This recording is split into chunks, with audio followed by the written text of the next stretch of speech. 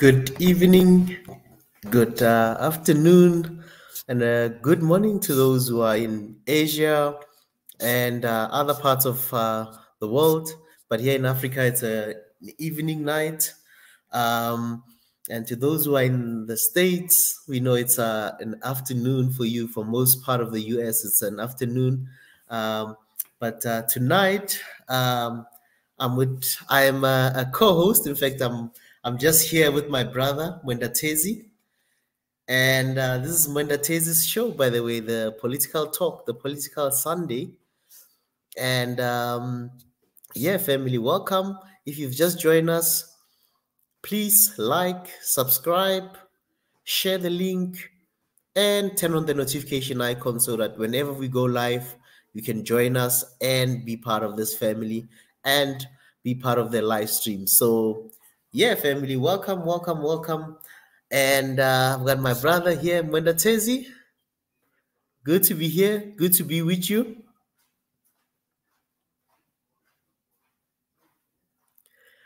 I think Mwenda Tezi will come in just now. I think he might have been having some problems, but I am with Mwenda Tezi on the political talk, political Sunday. Hello. Oh yeah, Mwenda Tezi. Sorry, man. Sorry. Today I don't know what's wrong. Everything is just was it hanging or is it buffering? So I think I fixed it. Just had too many things on at the same time. So how are you, my brother? How is your Easter? Yeah, my Easter has been good. Can't complain. Was at church for the most part, enjoying our Easter Sunday. Jesus Christ has risen. It was the third day. On the third day. Oh yeah, so, yeah. So I saw the movie. I saw the movie. Yeah.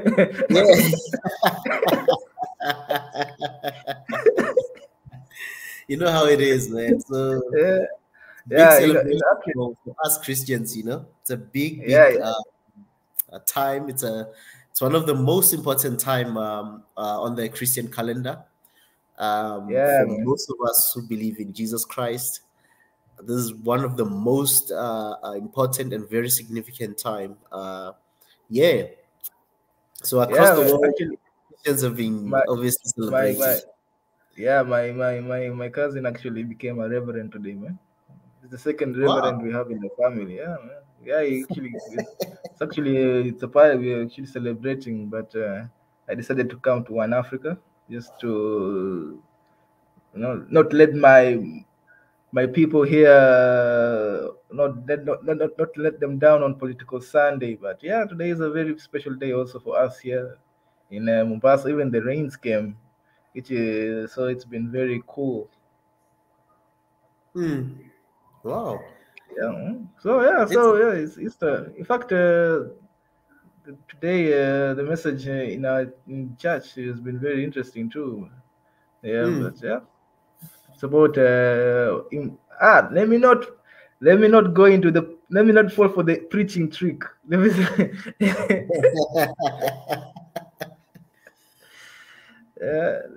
let me not fall for the preaching trick. But yeah, it's been a very interesting Easter. This one. It's actually. By the way, also our brothers in Islam, they're going through Ramadan. So Ramadan, yes. Fasting. Yeah, I mean, it's a very. This is April is always a very religious month. I think. April it is. Yeah. My brother, are you a reverend? Or myself? Not yet? Yeah. Not yet. Not yet. My cousin is a very young man. He's very young. He got it very early. Actually, he doesn't. He's not even married. So he became a reverend. So my brother, keep pushing, man. Keep pushing. He's also. So it's like I used to think that's an old man's title. Maybe they look at age, like presidency. But no. If you dedicate, probably you'll become one, or you don't want to become one. When it comes to such things, spiritual things, it's not something that you just sometimes choose. You have to be led by the Spirit of God, or God has to reveal it to you that you need to take this path. So it's not something that I can raise myself and say, yeah, I'm this, I'm that. It's a calling from God is not something easy that you just wake up and choose for yourself. But it's something that it takes time, that you really need to be sure of, and you need to let the Spirit of God lead you in it as well. So, yeah, but at the moment, for me, I'll wait on God, I'm still waiting on God. So a lot of things I can't say much, but when God permits and on God's time, yeah, we should be up. We should be, yeah. I'll get direction in terms of that part of my life. Nice. That's a when you come and also throw the party, we all come and celebrate Reverend Esther Ezra. So now that Of course. yeah, I'm saying, of course, I will invite you guys and stuff. yeah, maybe you should live stream it also. Yeah, I mean, that would be nice. I'll definitely do live stream it. Nowadays, even if you guys join digitally or even come and visit me here, and I'll host you guys, and yeah, you guys can celebrate with me. And yeah, that would be really nice. I mean, to do such a thing. But I'll write it down already. Now you're giving me an idea, so it's noted. It's noted. It's noted. Yeah. So this is a very interesting thing that just happened. Yeah. Also, it's also my what is it? Is it me? Is the wife to your cousin? Who? What is that title? I don't know. What's the title you give to the wife to your cousin?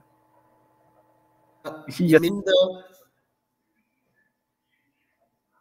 when Tezi? I yeah think I lost you there for. Can you hear me? yeah? Can you hear me? Yeah, I can hear you now. You were saying Oh, what's the title you give to the wife to your cousin? my cousin's wife. You know what? I don't know. In English, I don't know. In my culture, it will be probably. I'll just like I think in English. I think even in my culture, it would be like a sister-in-law because uh, uh, my cousin now. There's no other way that I can give that lady or the wife. She probably be my sister-in-law. I can't say she's also my cousin. Oh, in-law. Just Yeah, so I'll it's just just say she's. yeah. You know. Oh, okay. So today, What do you today. call? What do you call? What do you call your cousin's wife? What a question, man. Yes. What do you call? What do you call? Yo, it's not English word. Even Jonathan says there's no English word. So it's like a sister-in-law. You just say that's my sister-in-law because you and the cousin are in the family, and she's someone who's coming to join the family. Yeah, well, maybe they should. Let me tell you something. Probably there is a word, but we just don't know it yet. Yeah, You think so? yeah. English is always dynamic. It's always changing. I'm sure probably somebody came up with a word and just said, "Hey, this is the word." Or if there is no word, it's a good time to make history. I'm just saying, it's a good time to make history. Anybody who is daring. Because I see here, Jonathan says my cousin's wife. That's a good one, Jonathan. Yeah, just simplify it. It was my cousin's wife. Okay.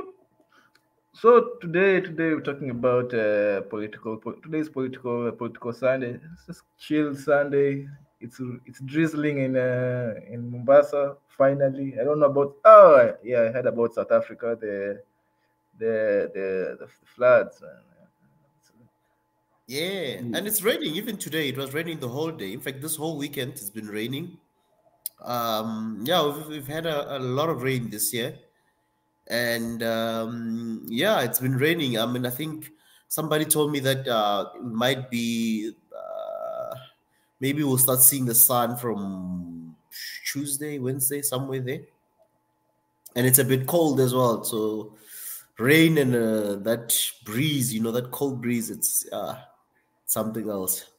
And it's been raining Yeah. the whole. In fact, this whole weekend, it's been raining since Friday night, where I am, and I think most part of the country it is.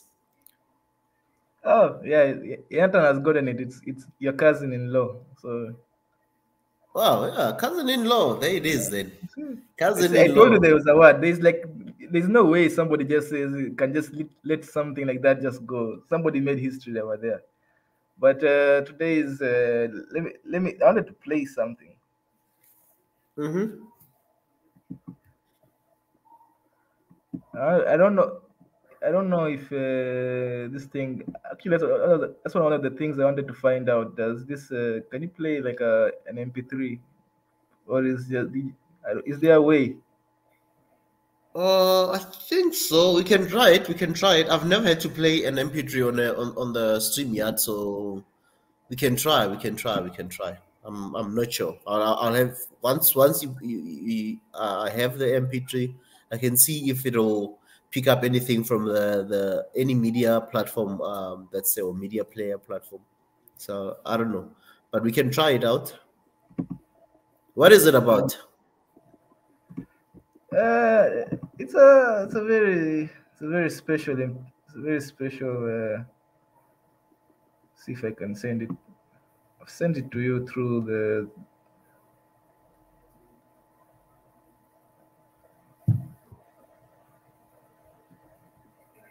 I've sent it to you. I've sent it to you, Raki. It's kind of just something special that I had for Sundays. So if you guys listen to it, just know that's me. That's my theme song now. Yeah, let's see. Okay,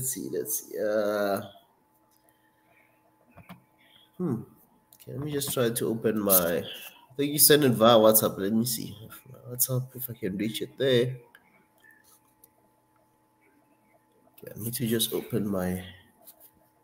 What's up, WhatsApp. Tanzan, Yanatan, Masale, Working Days, Ermias, Widikesh, Ermias, Widikesh.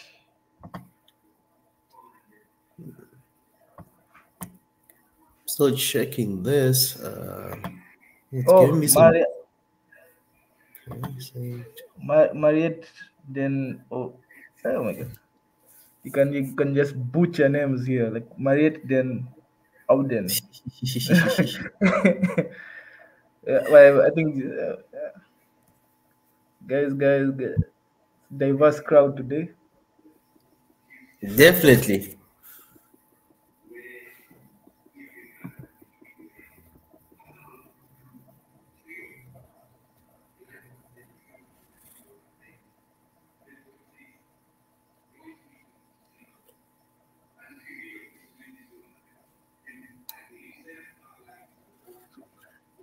I'm trying to reactivate my web WhatsApp because now I was using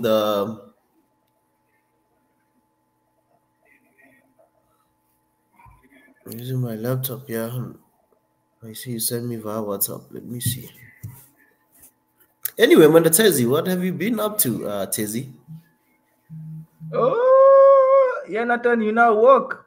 I hope it was me who inspired you, my brother.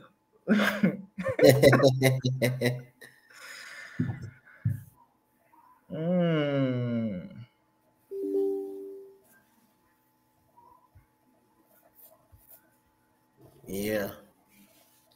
On my 6 mile walk listening. I wonder if Jonathan has been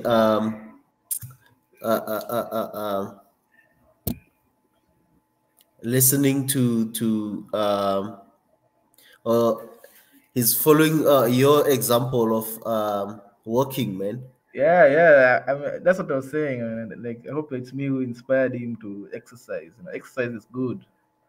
Where is Jonathan? Jonathan is in which country is he in?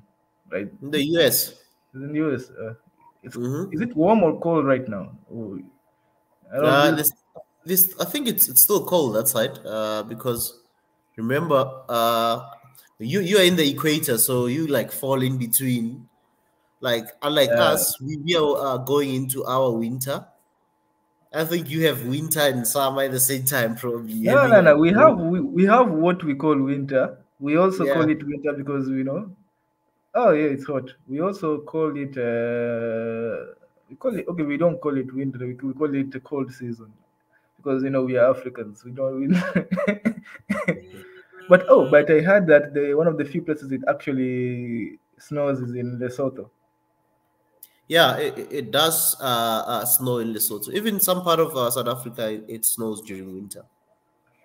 Like, Oh yeah.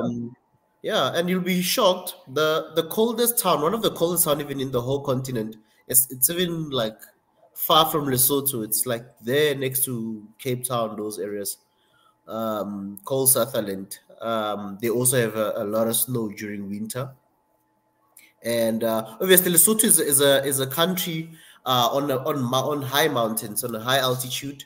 I think most of the mountains there like what maybe 3,000 or 4,000 meters above sea level. So it's a country on a really high altitude. So yeah. Yeah, okay. I didn't know that. I didn't know that. I thought the only place it snowed in Africa is in top of the mountains. I didn't know that there were actually cities or towns that actually had snow. It once snowed in Kenya, but Mm. that was like a one off. Like, Mm. like I think we still remember it, and it was like many years ago. And it's like, oh, Wow. guy, it was crazy. But any luck with Mm. the file? Yeah, I'm still trying to open it. 'Cause I had to just now open it with another player. Let me see with the VLC if it will not. Oh, VLC will work. VLC will work. Should work, right? Okay, let me see. I'm just trying to go into it.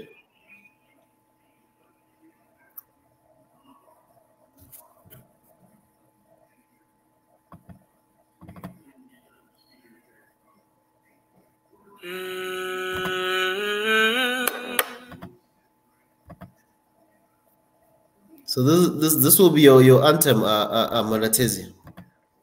Yeah, man. In fact, you should play it, my brother. It's a very special. It's a very old. What's it? Old beat I made. I made it when I was having a roommate with my 5 years ago, actually. When my roommate was a DJ, and I was thinking, you know what? I can do that.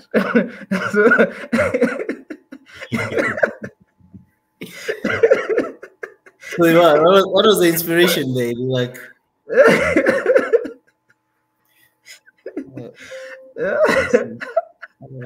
there's something, yeah.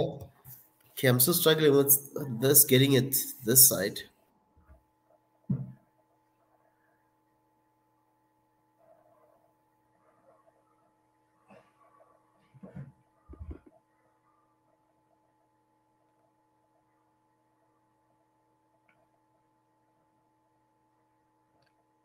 '82 degrees that's Fahrenheit. Oh, okay. So that sounds like it's a lot. Oh, so I think the West is going through is entering. What is it? Spring. We're going to summer right now. So yeah, but man, those ice caps are melting. Those ice caps are melting. And those ice caps, if they melt to like some sort of limit, like it'll affect like Europe, because Europe apparently, the North Pole is like the air conditioner to Europe, something like that. I don't like the winds come from that the North Pole, they go down to Europe, so they cool down Europe. So I don't know. They say it might have some serious effects. Wow. Pastor Ezra, man, brother. You there? You gone? I'm struggling to get this. I'm just trying to. Okay, I think I just got it now.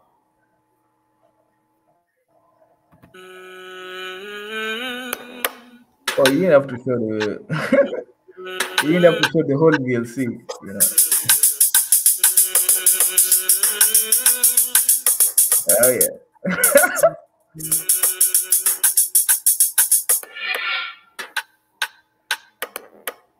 Those are proper beats.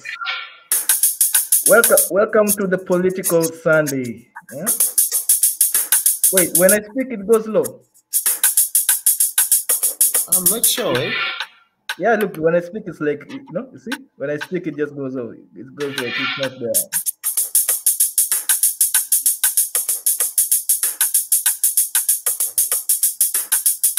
Yeah, nod your heads, my brothers and sisters, in the comment section.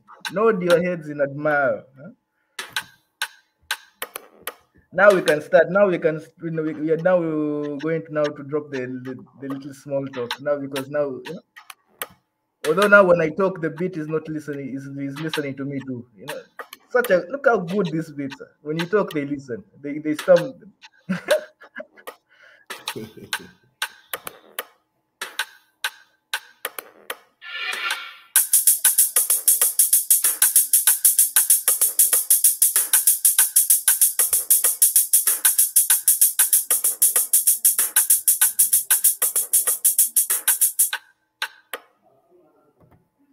Wow. Now my mood is better. I think everybody's is now in. I feel all the creative juices have been released into your minds. Now your ears are pricked, and now we can start with these very interesting facts. Did you know that a male bee rips its penis off and its testicles explode when it climaxes? Which one is that? A male bee. Really? Yeah. Wow, man. I didn't know And it that. dies. So the only way to survive is not to go there. Yeah. No. Yeah, in fact, that's what happens. Bro. It's after copulating, its penis just gets ripped off together with its intestines. Its testicles explode and it's forced down to the ground dead. Yeah, that's weird fact of the day. Just weird fact. I just came across it and I just had to say it. Wow, man.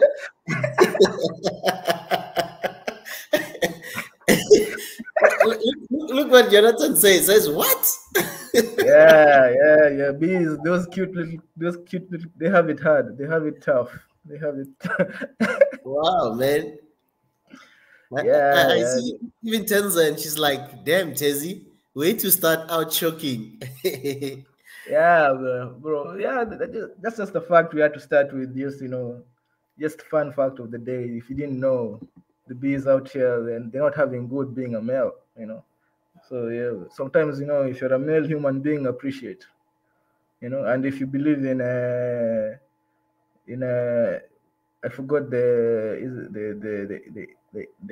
Indian religions of reincarnation. Oh yeah, if you believe in reincarnation, just know that you better be a good person in this life. Otherwise, the next life you might be a male bee, and things might not look so good, bro.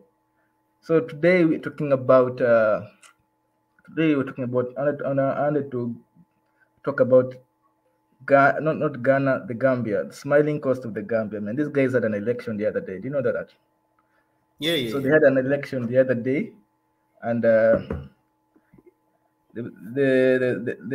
president of the Gambia, his name is Boko. He's a very interesting guy. He's the one who came after the authoritarian. And when I watched this election, I had a very interesting fact that I wanted to see. That the elect what let me check it out. Let me see if I can share this. Mm-hmm.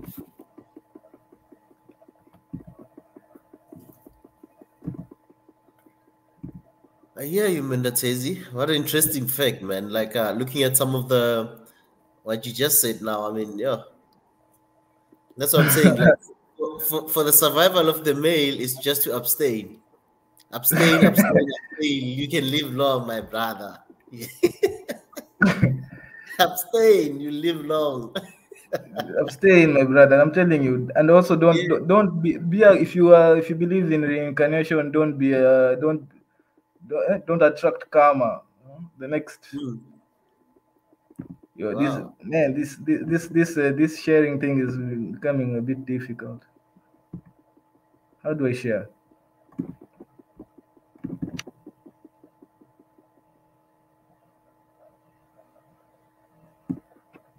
Sorry, guys. Well, we are also learning here. We are also learning how to work this thing here.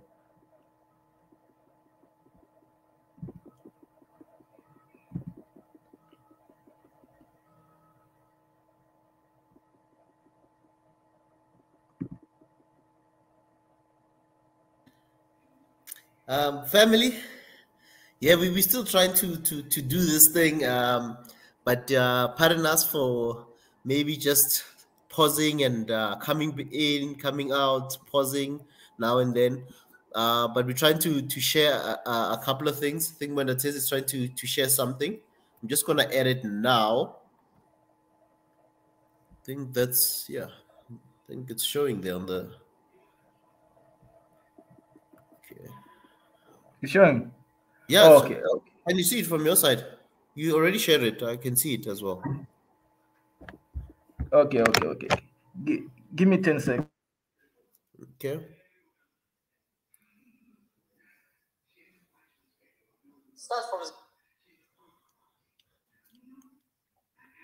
But family, if you've just joined us, please subscribe, like, share the stream, and join our YouTube membership program and be part of the family. And join our Patreon as well. Yeah, family, let's do that. Let's continue doing that. Continue supporting us as Bonatez is just trying to share something. Yeah, man. Yeah, are you back? I'm back. We're talking about the Gambia today, the Smiling Coast, bro. Yeah. These guys have a very interesting political system. These guys, they vote with marbles. Did you have you seen those guys voting marbles, bro? I don't know if you can Google a video of them. They always, these guys have the best voting system probably in Africa. I feel like it's very adorable. Just voting with marbles and stuff like that. Usually, the president is called Adama Barrow. He got elected in 2017, man.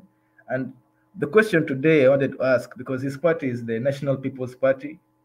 It was a parliamentary election, and they won. They had 55 seats.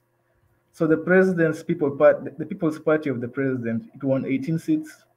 Then that's the big blue. That's the Okay, they can't see my mouse, but the big blue one, the NFP, that's the president's party. The orange one is like the opposition, and these are the other parties.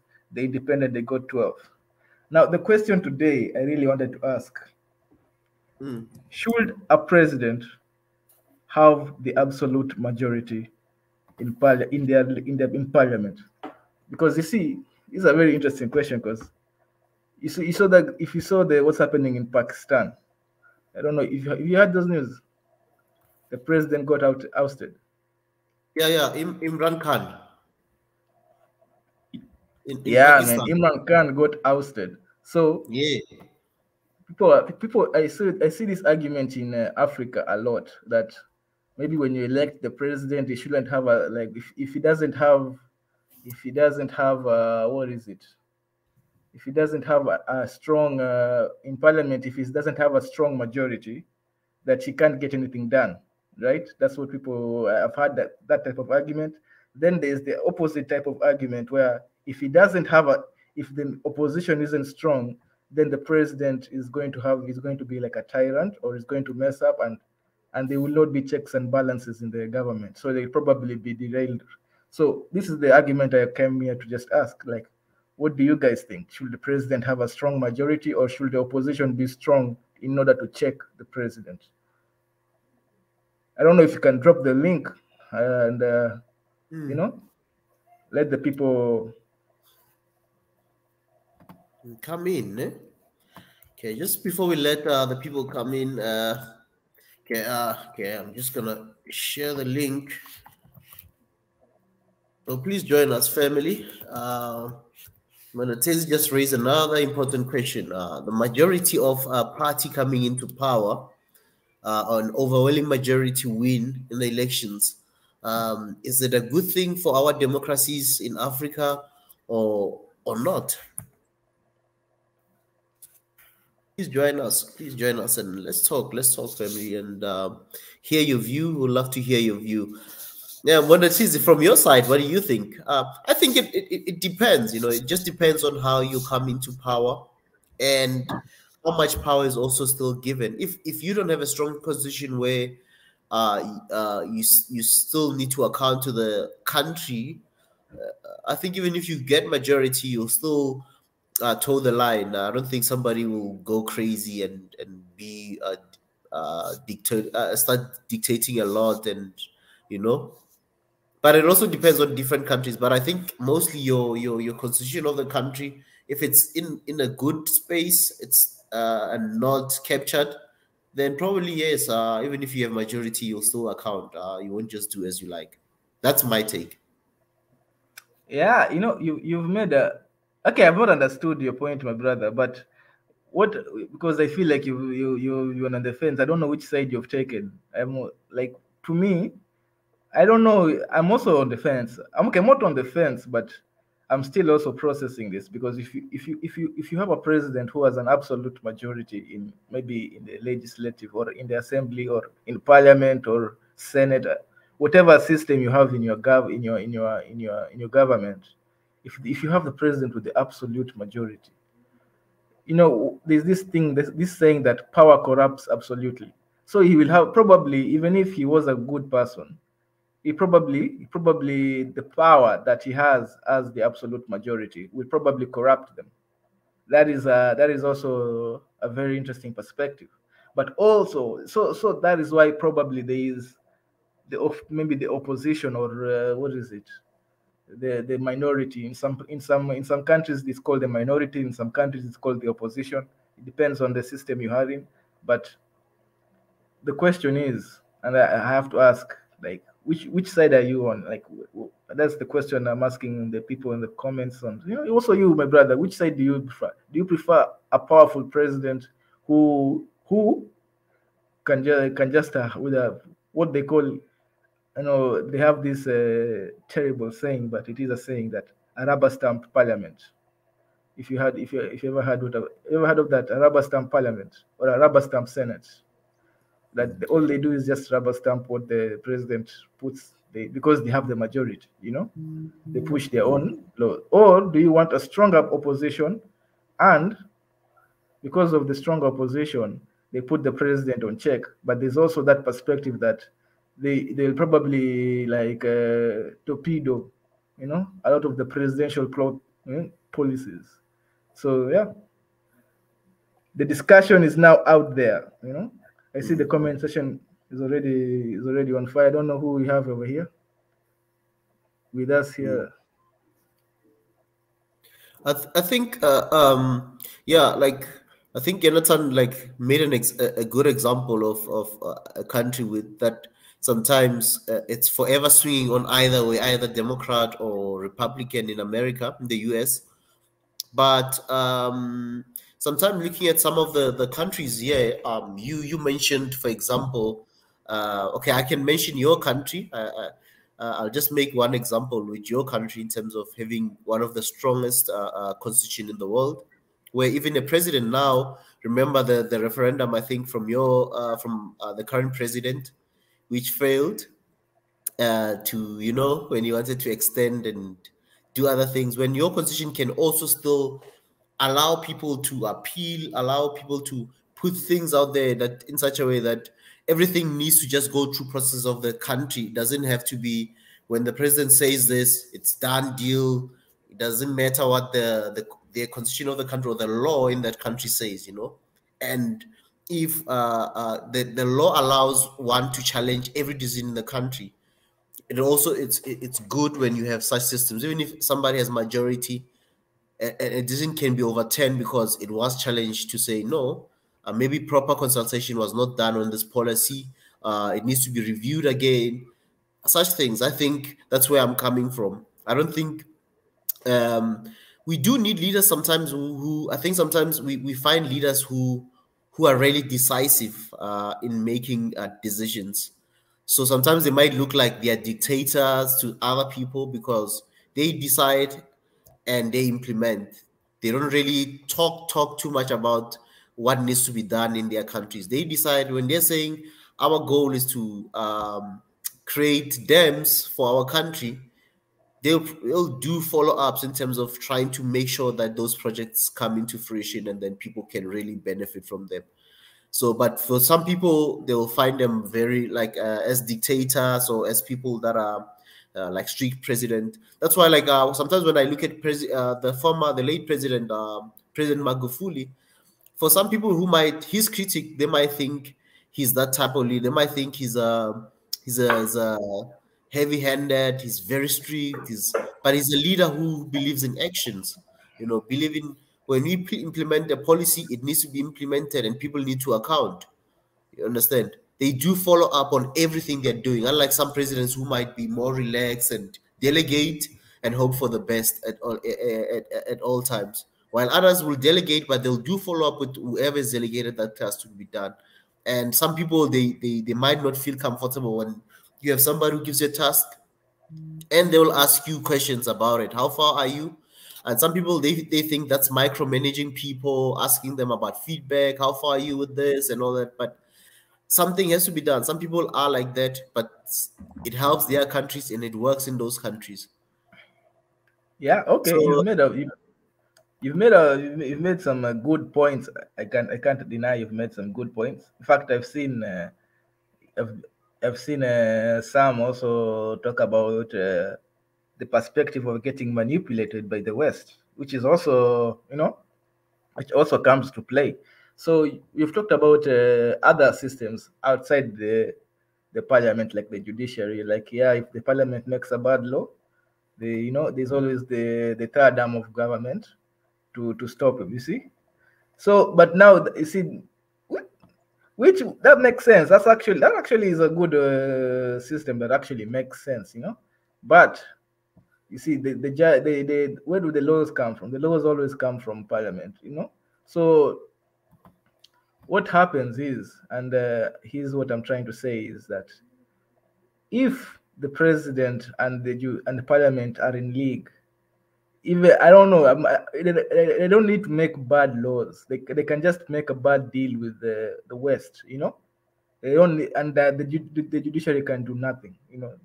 And also there's also the perspective that if the opposition is just so strong, even and the president and people feel like, yeah, that's a democracy, the opposition is so strong. But you see, look at what happened in Pakistan, that it becomes so easy for the West to come and just push for your replacement because now you have a very strong opposition in your own country. So this is just a very interesting perspective. Maybe I don't. The screen is not showing the names of the guys in the panel, but I know the T is probably Tanzan, and but the guy before Tanzan, I don't know. You came here earlier. It's Dr. K, Dr. Kaiser. Yeah, he's our brother, our crypto brother, the brother who believes that Africans need financial freedoms. And yeah, but we can let Dr. K, we can hear from Dr. K, then we'll go to Tanzan. Dr. K, welcome.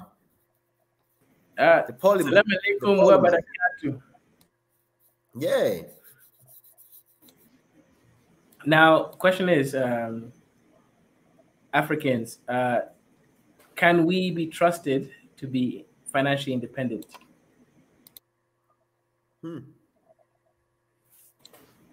Have we reached, for example, in Kenya, there's 132 different construction companies. Even I have a construction company, but it's not in Kenya, it's in Ethiopia. But it's the same thing. I can work here too. But the government gives the big project to the Chinese because the Chinese are a bit less corrupt. So a question I really have to ask for us is, are we ready for the responsibility? Because, you know, there's this biblical quote that says, he who cannot be trusted with the small cannot be trusted with the big. So A, are we ready to be trusted with the big things when, you know, blessings comes? And is there a way we can actually make sure that we are ready for it? That's a question for everyone. I think that the Chinese matter, what was the reason why Chinese construction companies are taken over locals? Okay, there's two reasons. So China provides the finance, and they kind of say to the government, you need to employ us to do the project. However, sometimes the government will even seek the Chinese anyways, just because sometimes the Kenyan companies will promise to do something, but then they wouldn't do the full job. Something will happen, they will have excuses, so they'll have incomplete projects. The Chinese always finish their projects. They're not as good as Japanese or the Germans, but they do finish the project. Sometimes the Kenyan companies don't fully do what they said they're supposed to do. Money just disappears somehow. Many excuses come up. So now the construction companies are, because the Chinese are offering the finance, are they taking the risk? Is it a matter of, we'll take the risk out of the money we're already borrowing you? Right. It's actually a double-edged sword. So they give you the money, and then they also pay themselves to do the job. But sometimes, even if the government has money, they still choose Chinese company instead of. So the only time I see the government in Kenya doing something good is now the new the superhighway project. It's a joint project between the Chinese and Kenyan engineers. So now Kenya is at least moving forward. What the kind of contracts they're doing now is China might take the lead engineers. They have more experience, but majority of the engineers working will be Kenyan. I think that's a big step forward, because before it was majority Chinese doing things with Kenyan workers, construction workers, but not engineers. So now it's kind of changing, and you know, they're integrating us into the projects. So if the government was really smart, they'll say there has to be an exchange of information. So if you guys are going to lead the information, you have to have our people watching the whole process, the whole program, so that, you know, there's that kind of exchange of skills as well. We can't just rely on them.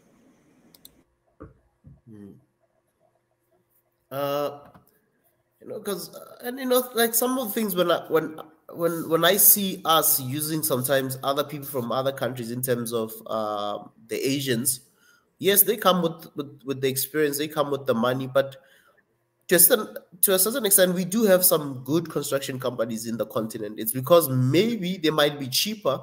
What I know with some of the projects, they might be cheaper in terms of when it comes to the tendering process, where they can offer at the lower rate than maybe a local company that's very good, but then their rate will be a bit higher. Maybe they lose on those bases.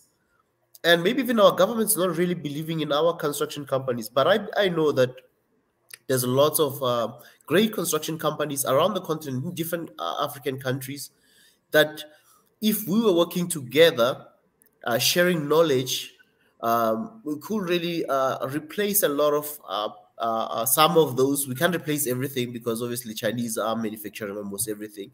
But at least we can make sure that some knowledge, we can go around our countries on the continent and see which countries have some other good construction companies in terms of maybe a bridge, in terms of maybe a road or buildings and all that stuff. Because I'm sure sometimes there are companies that might be there in Kenya that are well experienced. They've done good jobs before. They've got a good track record. They are really serious companies. But because of maybe the cost, or maybe just our government not trusting in us, I doubt that it's a matter of us not having the experience all this time, because there's things that we've been building on the continent even before the Chinese started flooding to Africa. But I'll let Tenzin, maybe she has another view on this matter, and then we'll come back to you, Dr. K and Mwenda Tezi. Hello, everybody. Good to be here on the first political broadcast. So, yeah, And let me say, I don't know how we're going to do this because we have two devil's advocates, and it's going to be hard to advocate against the usual opposition. Hey, the advocates, hey, spot on there. Yep, both here. But you're going to be advocating tonight, Tenzin. We'll see. I don't even know which side I'm supposed to be on because I haven't had Mwenda Tezi's stake. So, but in regards to the first question about the president, the opposition, and the power distribution, the first thing I would say that it's usually dangerous to concentrate power on one person, usually, because if you put that office, you're going to be subject to whoever the person is, at the time. If you get a good person, you're going to have a good government. If you get a good one, the system is supposed to be that it doesn't matter who is at the top, things are supposed to be, still running, whoever is at the top. But at the same time, the person at the top should have enough power to influence things towards a certain direction. He has to be a person of vision, not just somebody who's put in office to be a desk clerk, So the first thing is that the power shouldn't be too much concentrated on one person. But if you give somebody that power, whoever it is, the king, the leader, the president, he has to have enough power to move even when people are reluctant. If he's convinced in his vision, then he should be able to move forward. And with the support of the people. So I still think he should get a majority of the vote, however it is, whether parliamentary or the other way, presidential. He should still, I think the parliamentary system is better because they have coalitions between parties. So it shouldn't necessarily be just one party. Maybe there should be like a 60% majority. So you can get 50%, your party can get 50%, and then maybe you make an alliance with another party or something like that. So that actually promotes its partnership, and you still have a different voice even within power itself, because if one person or one party is solely in power, they're just going to be an echo chamber where everybody is just telling each other what they want to hear. But it's good to have both opposition within, which is the coalition, the allies, and opposition without, so they can check the president. So I would say maybe, however the system, maybe 60% majority rule, and the president has power to make decisions, in terms of emergency and things like that. And yeah, so that's my answer to that question. And to Dr. Kaizo, how are you? I hope you're well today. I'm still alive. Okay, that's good. That's good. In terms of whether Africans are ready to take the financial responsibility, we have it within ourselves individually, collectively, we have it within ourselves. And that is where a strong leader comes, because sometimes you really have to push people against themselves. You have to make people do what they can do. I know that people can do this. It's not that African construction companies, they just take the shortcut because nobody's going to hold them accountable. Nobody's going to show them off or shame them or do something to them if they don't complete a project. But if they had, that hammer under their heads, over their heads, I think that more people would do it and we would be more financially responsible. Oh, dude. Yeah, so that's it. I think I chased him off with that one. Mwenda Tezi or Pastor Ezra, it's on you now. Oh, yeah. Oh. Somebody was talking. Oh, wow. Okay. No. As in after you. I meant after you. Oh, okay, cool. No, I was done. I took the stab at the questions. You made Dr. K run, eh? Yes, it seems so. Dr. K was like, "Guy, no, this one I can't advocate. This one, let me take a break and go and." But okay, when it comes to this project of Chinese and I don't know, the problem is that whose money is being used. If you want to just know whose money it is. It's the Chinese money, so they obviously use Chinese people to build those roads. That's just a condition that comes with that money. It is what it is. you're not going to, and that's what they say. That's what they tell on the contract. Like, if you want our money, you're going to have to come with our workers and our engineers and our everything. It's nothing to do with the quality of anybody else. That is just how the contract is. So and funny enough, now here's the funny thing. There was actually okay. I didn't want to talk about Kenya, but we are here now. So here there was this. It was tabled in Parliament on Kenya. Actually, the Kenyan Parliament was tabled that, hey, there was actually a bill that was going to be passed that that the Chinese use equipment and everything. Yes, they'll do the work, but all that the materials and everything comes from Kenya. Do you know that it was shut down, bro? That bill was shut down by the government siding the people who side with the government. You see now where I told you Tanzania, where things look very tricky. Like, yes. So this is where I also have to ask. My brother, you talked about Tanzania and Magufuli. Let's go to another cat. Tanzania and Magufuli. You talked about how he was very decisive. They called him bulldozer. Now, do you know what they're talking about Magufuli right now? Like the current government of Tanzania at the moment right now is throwing Magufuli under the bus. What? Yeah, they're throwing. How do I share this? Man. They're throwing Magufuli. They're saying that Magufuli forced them to deny COVID. The president, actually, She's I think she's in USA right now. I saw I don't know if she's left yet, but last time I checked, she's in the US. Actually, I saw her and in an interview, she said, let me share it for you guys so that you can see what I'm trying to say. But she basically just threw Magufuli over under the bus, like, hey, I didn't believe everything that Magufuli, a lot of those things, I was just doing it because it was tough living under Magufuli. That's what she practically said.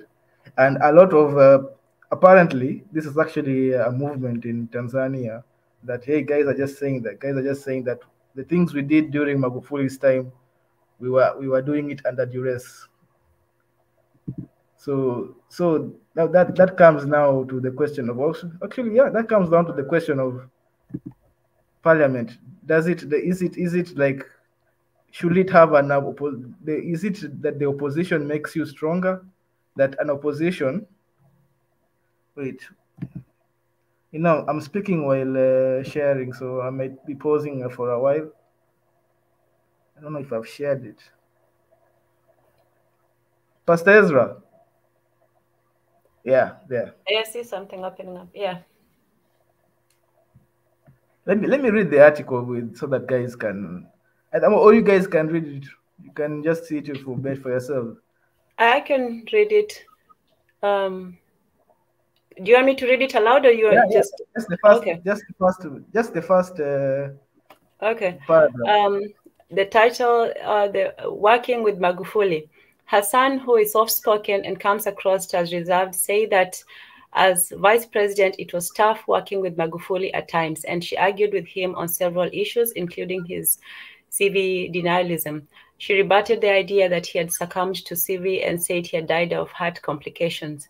As president, she said her main priority was to revive the economy, build thousands of schools and health clinics, extend clean water and electricity to rural areas, and complete key infrastructure projects, including a railway line and a major hydropower plant. She said that more than 250 new businesses had already been registered in the country last year. Yet concerns have persisted about the pace of change under her government. Over the past year, activists were abducted, 2 newspapers were temporarily suspended by the government, and the main opposition leader, Freeman Mbowe, was jailed for several months on terrorism-related charges before his release, I think. Political, I can't say on that, okay. Political rallies outside elections have been banned in the country since 2016, when the government accused the opposition of wanting to use them to cause mass civil disobedience. Activists also questioned whether Hassan was committing to reviewing the constitution, which grants vast powers to the executive and was adopted in 1977 when the country was still a one-party state. Yeah, that's just enough over there. But you can see there. You can see her tone. Like her tone is like, hey, what Magufuli did is just it wasn't us, it was him. You know, that's what they're trying to say, that it was very hard. And actually, not only her, a couple of members of parliament, and I've just said, hey, we were under duress. Firstly, it is a very shameful thing to say things about somebody who has passed away, even if you don't agree with them, even if, you know, the methods are wrong and so on. We don't even talk bad about people who did really bad things that we know of. You know, there's a lot of people who are not so stellar, you know, that passed away, and you say charitable things. And, you know, like we were taught, if you don't have something good to say, then don't say it. You know, you don't have to go out, especially at such a short time. You can talk about somebody's, let's say, maybe the things that they didn't do right, but Magufuli also did a lot of good. And for you to just say, oh, well, you know, we didn't agree with this and that and so on, even if you didn't agree with it, the best thing is just to be quiet and keep a unified front. And especially as the vice president, if you're the vice president, you should be representing your government and you're representing your president. So to speak, you know, negatively of him, whether in public before or after, that doesn't have a good showing. I'll let our guest welcome our guest. Is it Biggie? Or is it? No, that's Prof. Ezra. Prof. Ezra. Prof. The brain. Oh. The brain is here. Greetings. Yeah. Hi there, Mwenda Tezi. Yes. Yeah, I'm showing up, you know, primarily to show support. I'm not a big political person. I think politics is about day trading, and I'm not good at day trading stuff.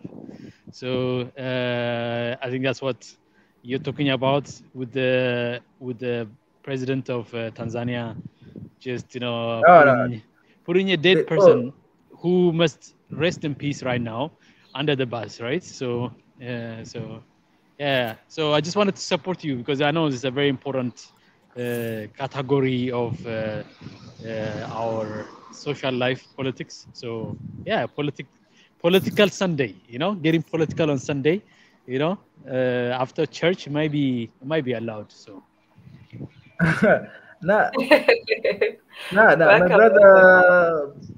the brain. Actually, the question is, what is it? Okay, that was just part of the conversation, but the real question is, I'd like to also to see your opinion on this. That should a government have a majority parliament, or should there be a strong opposition, and what are the advantages and disadvantages of both? I think this is a very good question. It's a very expansive question, actually. It takes, but we spend quite a lot of hours discussing. So there's enough time to delve into them. But I think, like, you know, the political life should be very diverse. I believe in that. Diverse in that could it be a binary choice, like the way bipolar system that they have here in the US, or should they have, you know, like the Italians, where they have, you know, you don't know which one is the leading party at any time. It could be today the left, the right, the center, and the left, right, center combination. But to me, like, I think like vibrancy in the political space is good because it holding the majority accountable cannot be left to the majority.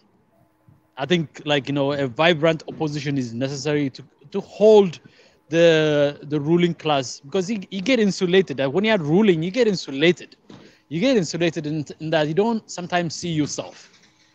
So you need a giant mirror standing in front of you, showing you exactly who you are. Sometimes, you know, sometimes that you don't see the part that you don't want to see, you know. So I'm of the view that, you know, vibrancy is important. I don't know if it's too strong parties or 3 strong parties or 5 or 10, but some kind of political vibrancy is important because the opinion of your public, the public opinion is very multipolar. So a reflection of that populace at the political stage is, I think, is critical. I don't think that, there's so much to debate about that when it comes to that. Yeah, okay. If I could maybe ask another question.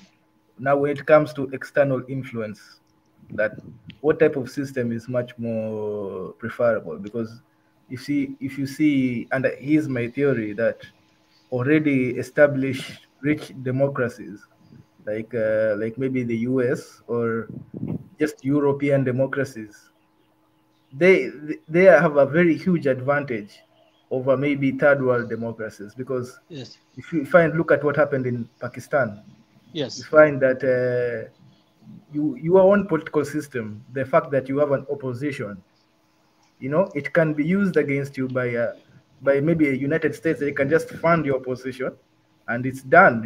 You're ousted. So Yeah. it doesn't give you a position of strength when you come to maybe negotiate with maybe Western or more stronger.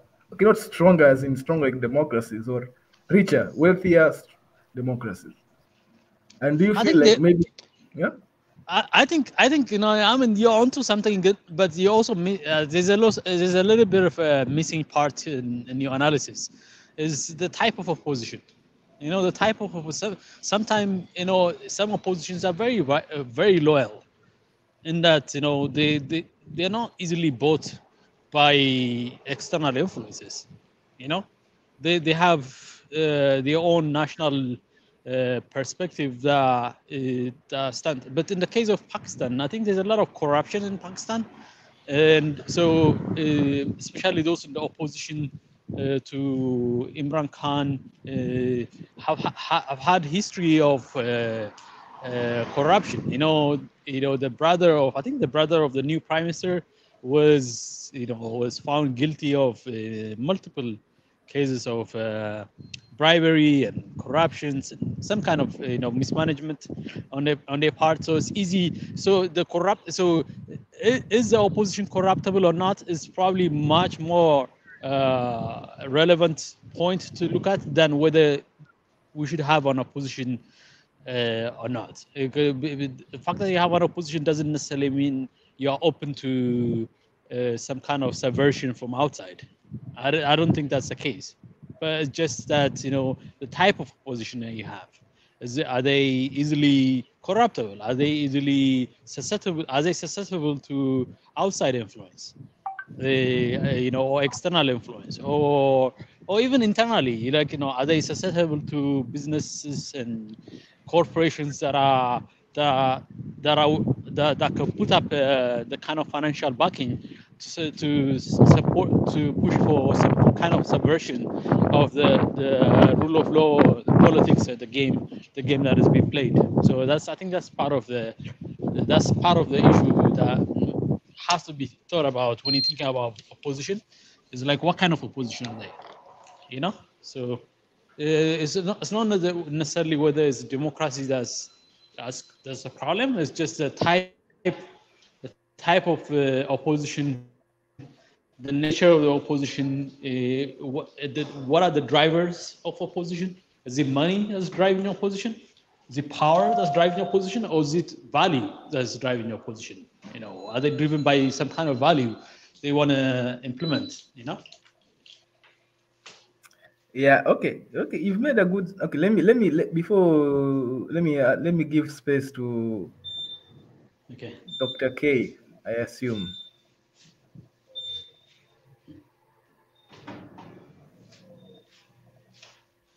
Oh, okay. Tanzan, do you have anything to add?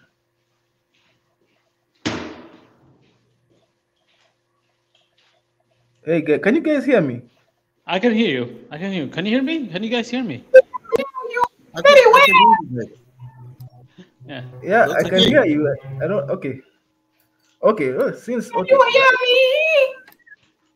Oh. Okay. What's happening? Guys, what was dead? That was something else right there. What happened? What happened? We don't know what happened. We just had some funny sound. Like a ghost. Dr. K. Yes. Yeah, man. Yeah, so I want to go back to what Tanzan said earlier about the systems of governance. So for me, I believe that corruption is a significant problem in Africa. And when I say corruption, I don't mean stealing money. I just mean taking on jobs and not having a fulfilling attitude towards the completion of the project. And I think last time when we spoke, there was an element of the kid you send to the shops spends the change instead of bringing it back to you and asking, hey, can I please keep this 30 bob? Or even letting you know before, will there be change? And can I have at least, X% of that change? The child will most likely just spend the extra change, regardless of the amount, in fact. So it's up to you to give the child a certain amount of money that doesn't have an excessive amount of change. And I believe that then trickles down into politics when this person then becomes the prime minister or the president. And that's why corruption is rampant. So if you want to fix corruption, I believe that there's certain things. First, obviously, improve the capitalistic aspect of the country's ability to make money and distribute money so that there's basic necessities are kept for. For example, food, security, shelter, and health. If you have these things manifesting themselves in the country, automatically people are going to start thinking of ways to, creativity and, science, all of that. What we need in Africa is an African Renaissance, the period whereby we have such a budding, again, we have some of this happening, art, culture, and all these things, but we need it to happen enough to reach the critical point so that it forces Africa into the next generation. Can I add something here? I think Dr. K raises something, but I think to me what he raises is a little bit what is on the surface. What is on the surface? The surface thing. But I think on the deeper level, that need to be considered is values and principles that kind of that tie things together. So so I think to me like a lot of the time we don't have enough of the values, we don't have enough of the principles that kind of that are the core of our society. So the kind of value that we espouse, like how do we value people? What is the value we place on humanity, on people? What is the value we place on our faith, on our religions? What is the value we place on our public life? That kind of the philosophical underpinning of our social construct.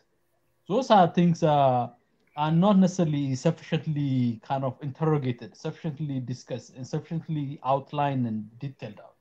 And I think because of that, then we are left with just dealing with just the mechanics of running things, the mechanics of building things, not necessarily the substance of it. Yeah, I agree. I think in Africa, what we need is actually, first of all, this is my opinion. A lot of Pan-Africans will say that the reason why Africa, some countries have wars or instability is because when the Kakunas, aka the plain piece of paper man, came in and then drew random lines on the map in a Belgian conference, is the reason why we're having what we have. I don't agree with that. I believe why we're having issues is because most of us, barring a few countries, let's say Abyssinia, Sudan, Egypt, parts of Mali, and those sort of countries, they already had a concept of nationhood, nation state or kingdom in a large manner. So I believe that actually the issue with Africans is when we were random tribes that were forced into a concept, a abstract concept of nationhood. We didn't really have that, honestly. We were small tribes sometimes kingdoms. I don't know. Okay, if you go deeply into African history, you find out there was a lot of those things that were actually destroyed. You know, in the 19th century, in the 18th century, in the 17th century. There's like like there was an empire. There was a not an there was a republic at the heart of the Congo that took 10 years for King Leopold to find, because they heard about it, and when they found it, they destroyed it. They had the 3 branches of government: the judiciary, the executives, and, I mean, and the legislature. I agree with you. And no, so there's a lot of history. There's a lot of history that's been erased, and it's so hard for us to see it because, like, history is so easy to erase when you don't have the artifact. So you look at, let's say, Mali has the artifact. You look at Egypt has the artifact. The kind of like as a marker. You look at the pyramids. Those are markers. They will give you an indication there was something there. You look at the Lalibela and you see an indication there. You look at the Great Zimbabwe. There's some indication in there. But there are the Benin Empire and Ashanti Empire and all these great powers that existed and didn't leave a lot of kind of artifact for us to see as a marker. Okay, there existed something.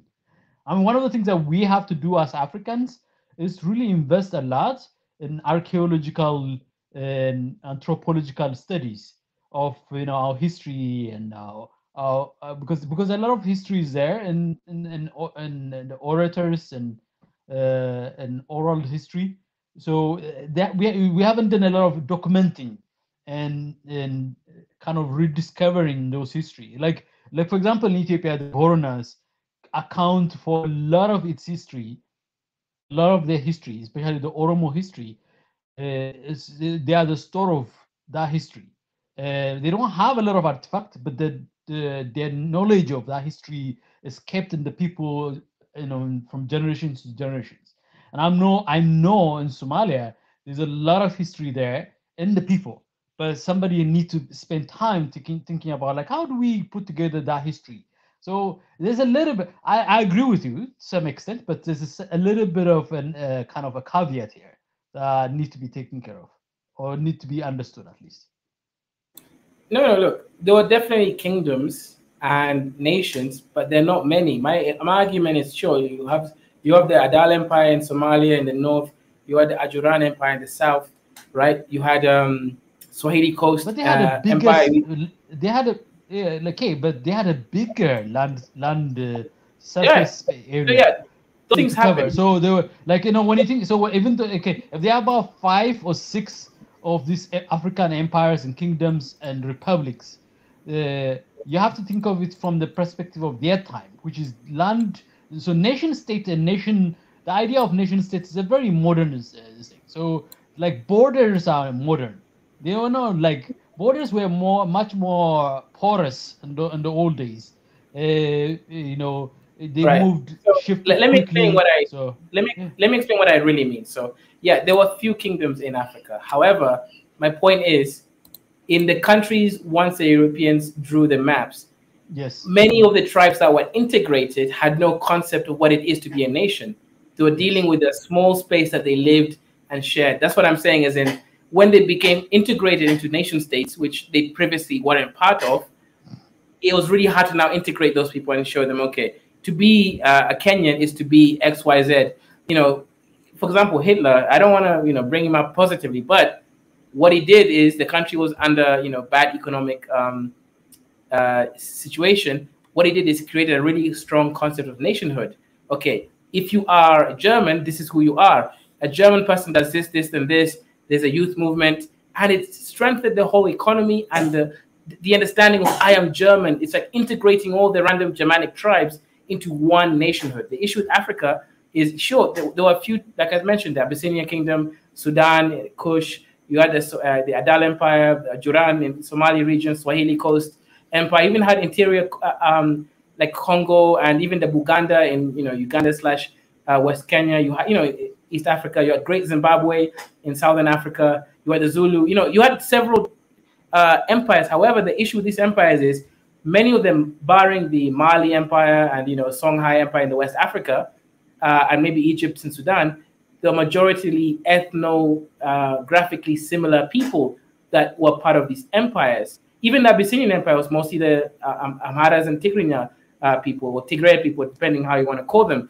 They were ethnographically relational people, so they could believe, hey, this is our empire, we are the same. However, I mean, there like, was do you know that there's That like was- even let me give you an example. Okay, even you talk about Abyssinia, you know the Walaitas, right? yeah. Well, were they part of what They had- Abyssinia? Yeah, they were the Walaitas were far south. Okay, this is like not necessarily Right, they were Kush, south, yeah. North Kush, They're North like Semite. Homo Cushitic people. Yeah, Genetic. no. So, but they had a king they called the Tigray king, since on the 15th century. He's a Tigrayan businessman who traded across different of these fiefdoms and chiefdoms, and he got married to the daughter of the king of the Walaita king, but he didn't have a next of kin who's a male heir. So when the king died, he inherited that kingdom and ruled Ethiopia, ruled Walaita for hundreds of years. His descendants, and they called him the Tigray king for a long time. So the interconnectedness of Africans and the kind of like fiefdoms were not necessarily all driven by ethnicity, language. It was more driven by economy and politics and power than anything else. I mean, so you look at the Mali case, and their influence spread far beyond their borders. From Senegal all the way to the borders of Nigeria. They had, the Mali's influence was far and wide beyond ethnicity. So there's a lot of case to be. So the problem was looking at history through the lenses of our time, is that it blinds us from seeing exactly what it is at the time. So it's hard to see history from the perspective of the time the history occurred, because this is the nature of history. The nature of history is always looked at by the people who have already passed, who are present, not the one that have already passed. So we don't have a good understanding of exactly what history was like. I mean, do you know that during Menelik's time, Ethiopia's population was just 4 million? When we fought the Battle of Adwa, the population of Ethiopia was, and then Abyssinia at the time was just 4 million, and then we are 120 million right now. Right, but that's because Oromo, Sidama got integrated into the country, right? No. Yeah. They're like of the 100,000 who fought the Battle of Adwa, over 40,000 of them were Oromos. And over 20,000 of them were other ethnic groups. Of the 100,000 soldiers that Menelik put up, 40,000 of them were Oromos. Menelik one time allied with the Oromo king of Jimma, okay, against the Amara king of Gojam. So there's a lot of kind of like convoluted kind of things that don't necessarily kind of fit in our narrative of what history was from the lens of today. It's much more messy, much more complex, much more blurred. The lines are, because lines are much more harder in the 21st century, because over the past 100 years, nation state and nationhood, like the example you gave of Germany is a great example, because Germany was at the peak of that nation state being built. But before those, let me add more context. Europeans are ahead because they removed tribal lines. In England, they had the issue with the War of the Roses between the North and the South. Even had Ireland having Catholic versus Protestant. Germany, you had different Germanic tribal lines. But when the Romans colonized them, the Romans forced them into one people. Now, I believe that when the Europeans colonized most of Africa, they forced us into contending with other tribes and saying, hey, maybe we should be one people. And I believe in the next 50 years, maybe we will decide to become one people. Right now, there's still some issues, but I do believe in the future, we will realize, hey, maybe we are one people. Maybe an Ethiopian means something. Maybe a Kenyan means something. Because right now, people unfortunately in Africa still vote tribal lines for the most part, and that's an issue. But it's a much more recent phenomena than it is of historic phenomena. That's a much more recent. I don't mean it's like 10 years, but I would say over the past 100 years, that has been the case. I would say that, but it's not a like. And I think you're like I am actually with you on your sentiment that the gravitation would be toward to less lines, to less borders, to kind of, or even more like much more porous borders would be the kind of the natural gravitation. Because for example, you will find out Yes. Speaking of tribalism and borders and all that, firstly, do you think that there's a relationship between tribalism and national building of nation states or nationalism? The reason why I say that is because a lot of people tend to say, oh, that's not who we are. We didn't have problems before this and so on. And if we look at the tribal wars that have been really devastating, they have usually been after the creations of the nation. So I don't know if those two are related. The second thing is when people... Yeah. Go ahead. Go ahead. Oh, okay. And then the second thing is the idea of open borders versus nationalism, because the trend after independence was to, get people more away from the tribe and more towards the nation. So being proud of, your nation, the Kenya, Nigeria, Uganda, all of that stuff. So that was great. But if you're talking about open borders, is that not undoing the work of nationalism? Do you think that people will have less pride in their countries? With the... Answer the first question. So yes, the first question, let's use Kenya, Nigeria, Ghana, and West Africa in general, and some parts of East Africa as an example. When it comes to language, for example, in many West African countries, I'm going to use Nigeria as an example. Do you know what national languages there are in Nigeria? I mean, Hausa. There's Hausa, there's Yoruba, there's Igbo, but there are other over 200 right. Okay, I'm not sure if it's me or it's my internet, but you're going in and out. If you're not, can you hear me properly? Yeah. Oh, okay, so good. All right. Do you know the official language in Nigeria or languages? I think the official is English, and then I think, yes. That's it. It's just English. Oh. However, there's other major languages depending on the region, right? So there's no unifying language that is African. It's English. Now, if you go to, let's say, Cameroon, same situation, English or French. Most of West Africa has this problem where there is no African language as their official language. It actually tends to be, as in the whole federal official language, it tends to be English, French, or something. Now, Kenya is English and Swahili. Tanzania is Swahili. Now, the point I'm making here is the reason why Swahili was able to become a popular language, okay, obviously the Bugandas helped the British, but it's because Swahilis are nice people, that's one. Two, they're a small enough tribe that they're not a threat to the other bigger tribes to learn in a language based on the superiority complex. There's no way Hausas will learn Igbo or Yoruba as a main language because of the tribal interplay. Okay. So, my brother, there is no such thing as a Swahili tribe. There's no Swahili tribe. The Swahili tribes, right? Mijikendas and let's say the mixed. Mijikenda are 9 tribes on their own. Right. But they're not many. The point is, they're not many people. It's not like Kikuyu. Imagine Kikuyu was the language of Kenya. Do you think that would go? It wouldn't. There will be issues within the country because the Luos will be like, well, why am I speaking this another tribe's language? But the Swahili so-called tribes, they're much smaller in numbers, and they're not really cause problems. But if it was Kikuyu or Luo, trust me, Kenya wouldn't be speaking either of those languages. People would be like, no, I'll speak my own language. So I think an issue with Africans is... national language should be more from a small tribe than a large one. Yeah, I think so, yeah, because that way people don't have issues. Tanzan, I think like the question that you raised is the tension. It points into the tension, right? Tribalism versus nation state, or open borders versus nation state. I think that's that's a real tension.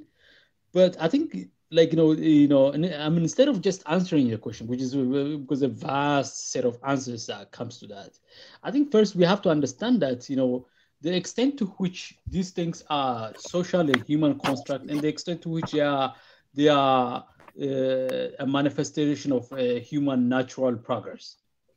Like the extent to nationhood and nation state and tribalism and tribal things, there's an element to them that are very much in alignment with human being just growing and expanding and populating and organizing themselves to take advantage of the resources around them or take advantage of the group they have. And so then the best way to organize that is it as a nation state or as a tribe.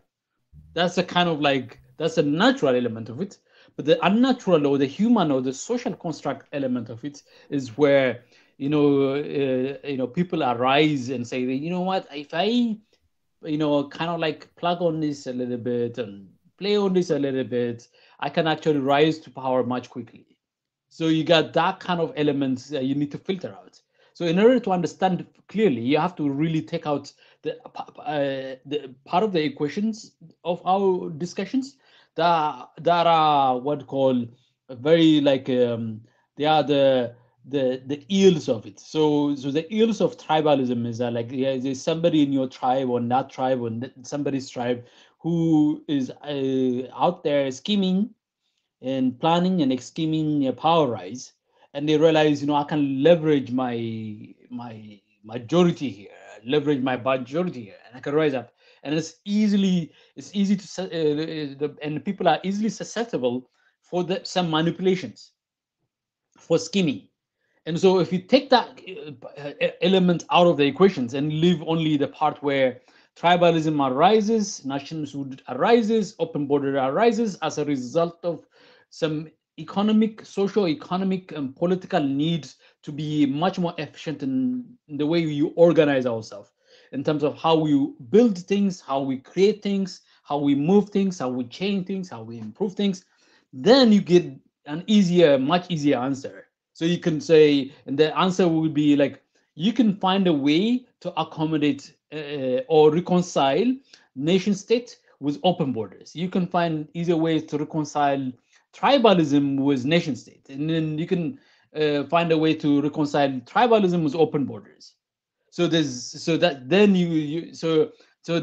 you are only busy trying to figure out the structure or the architecture necessary to organize all these different competing interests, as opposed to having to deal with the salacious and manipulating and scheming nature that comes in and adds in this artificial kind of tension that only clouds anybody's ability to actually really see what's the issue.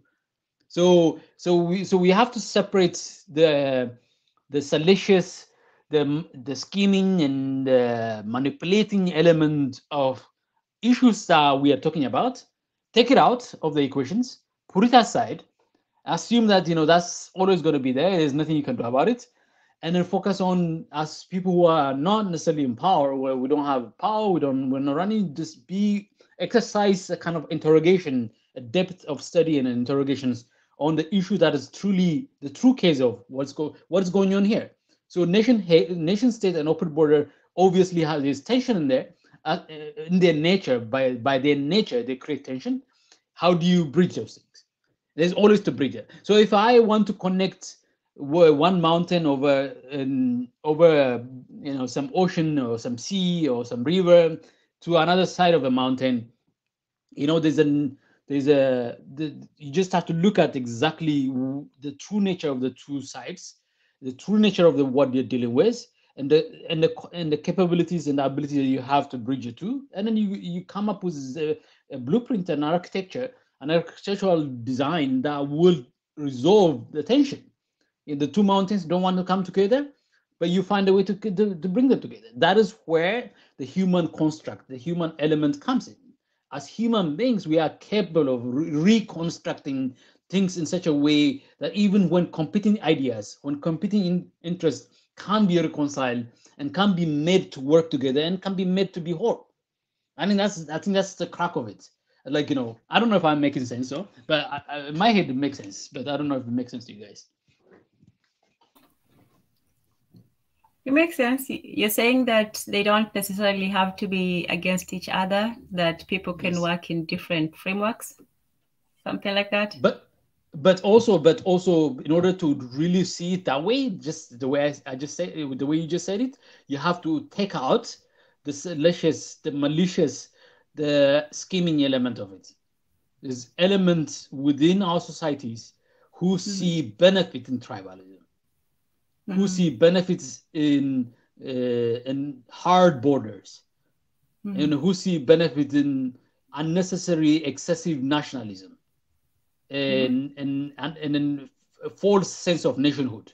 Because nationhood and nation states is a human creation. We've created them to resolve a problem that we had maybe 200, 300 years ago. But then, so that means that as human creation, they can always be changed and improved and made better.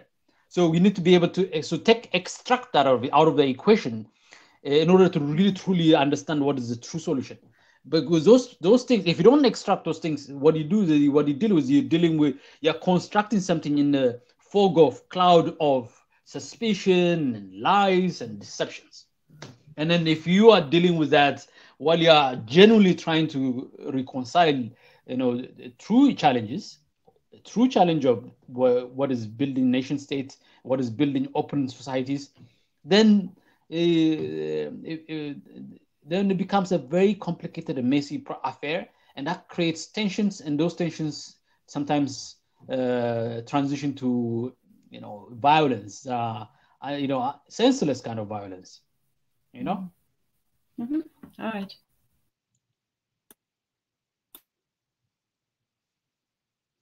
I think we have somebody in. Let's welcome them.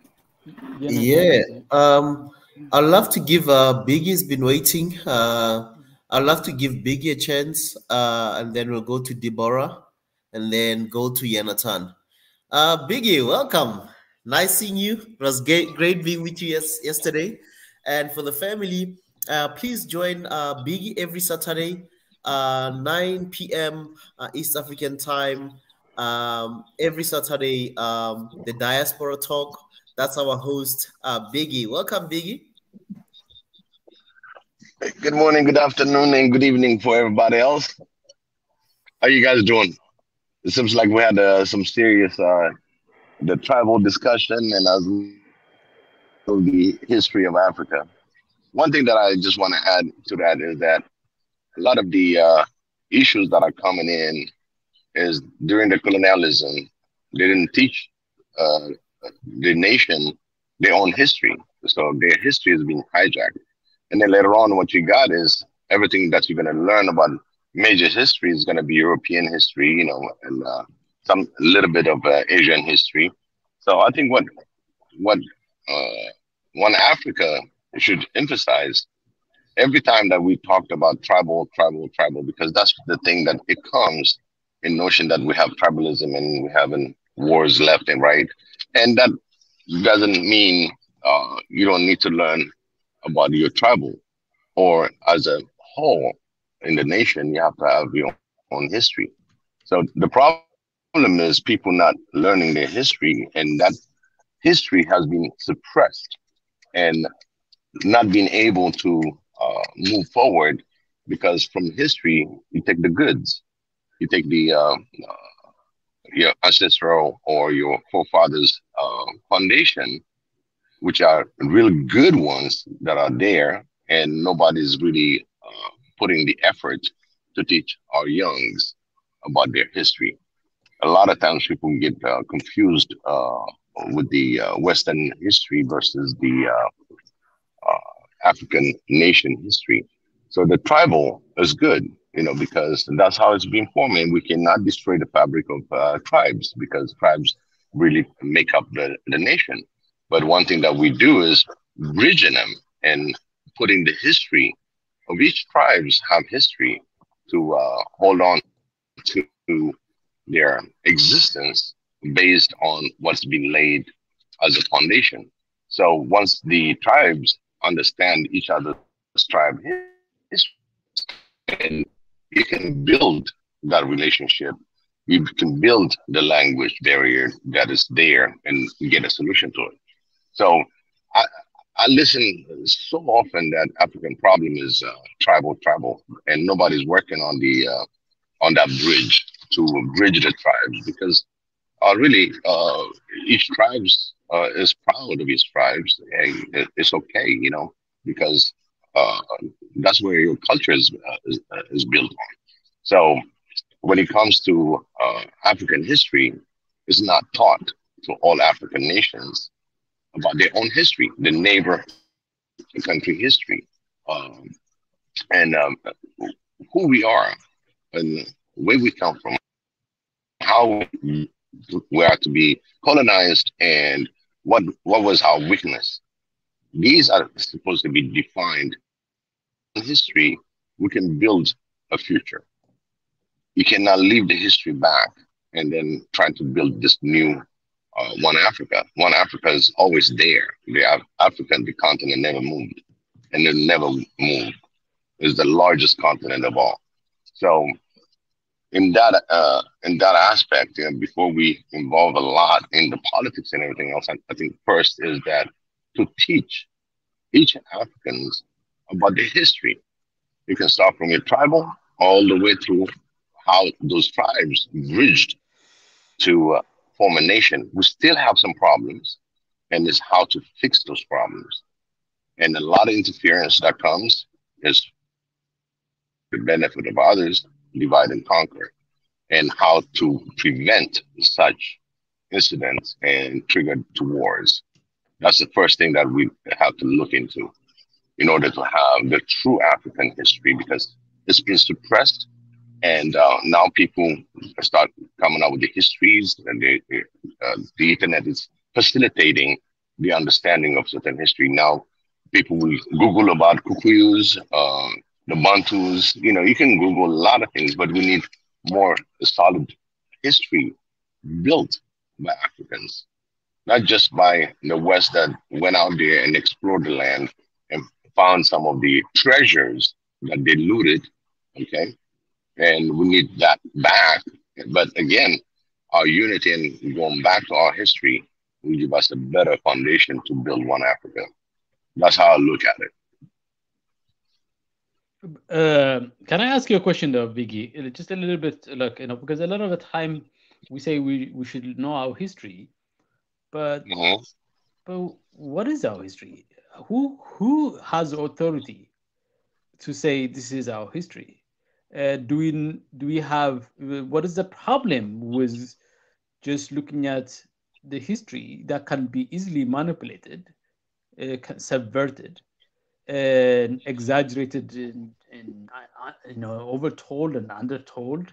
And like, you know, fundamentally history as a field of study itself, as a way of looking at the past, has all sort of problems with it that comes with it, because, you know, the actual content of history doesn't exist anymore, you know, which is the people who lived those history. They don't exist anymore. So how do we go about, you know, dealing with the challenge of, you know, history, like, you know, building the stories and create, like, kind of gathering the stories, telling the stories, preserving those stories and passing it to the next generations? You know, how do you deal with the complication of just history itself, you know, like, you know, being a difficult thing to gather, because, you know, let alone history, you know, things that happened yesterday. I mean, how much of the things that we discussed yesterday you remember?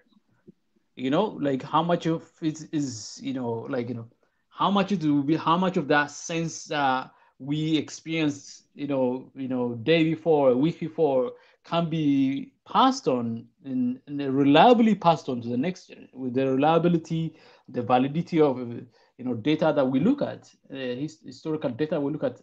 How do we judge it? So these are things that open a lot of space for people who want to take advantage. People with people with really bad intention can take advantage of that gap in history, the problem of history, and they take advantage of it. How do you deal with that? Absolutely, it's a good question, because, like you said, you can put some chow and pepper in it. You know what I mean? And meaning salt and pepper, and make it sweet, and to take advantage. But the good thing, the beautiful thing that we have is, since everybody's complaining about tribalism, the tribes itself on a small scale, you can build a history. So the historian, we don't have that many historians that really look in. There are people that are really uh, following through it, but again, to find the facts, the good thing is we got tribes, just small things and small groups, and you can find the certain information from there. So it's a matter of building it. If we got the missing histories, we're gonna do fact findings. You know what I mean? And that, it takes a lot. Again, but the basic, what we should know of each tribes and each nations, that's our wealth. That's our what do you call that? It's our wealth. Yes. There's a lot of information. It's just some tribes being ignored. They live the way they live. You know what I mean? Nobody went and documented things. It's just they are part of a nation, and they are overshadowed.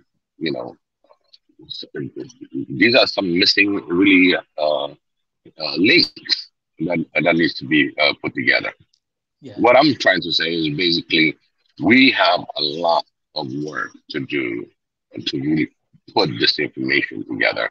And at least, if you're going to go in the Ethiopian side, you see Egypt is being exploited like crazy. And it's all about treasure hunts. You know what I mean? It's for their museum purpose, for their, the rest of Africa is just limited. You know, they, they collect certain artifacts that is really touristic of, side of the house. Oh, we found this, we found that. There's a lot of things that can be found in Africa. It's just we don't have enough. We don't have enough archaeologists to be funded and do this historical categories on their fact findings.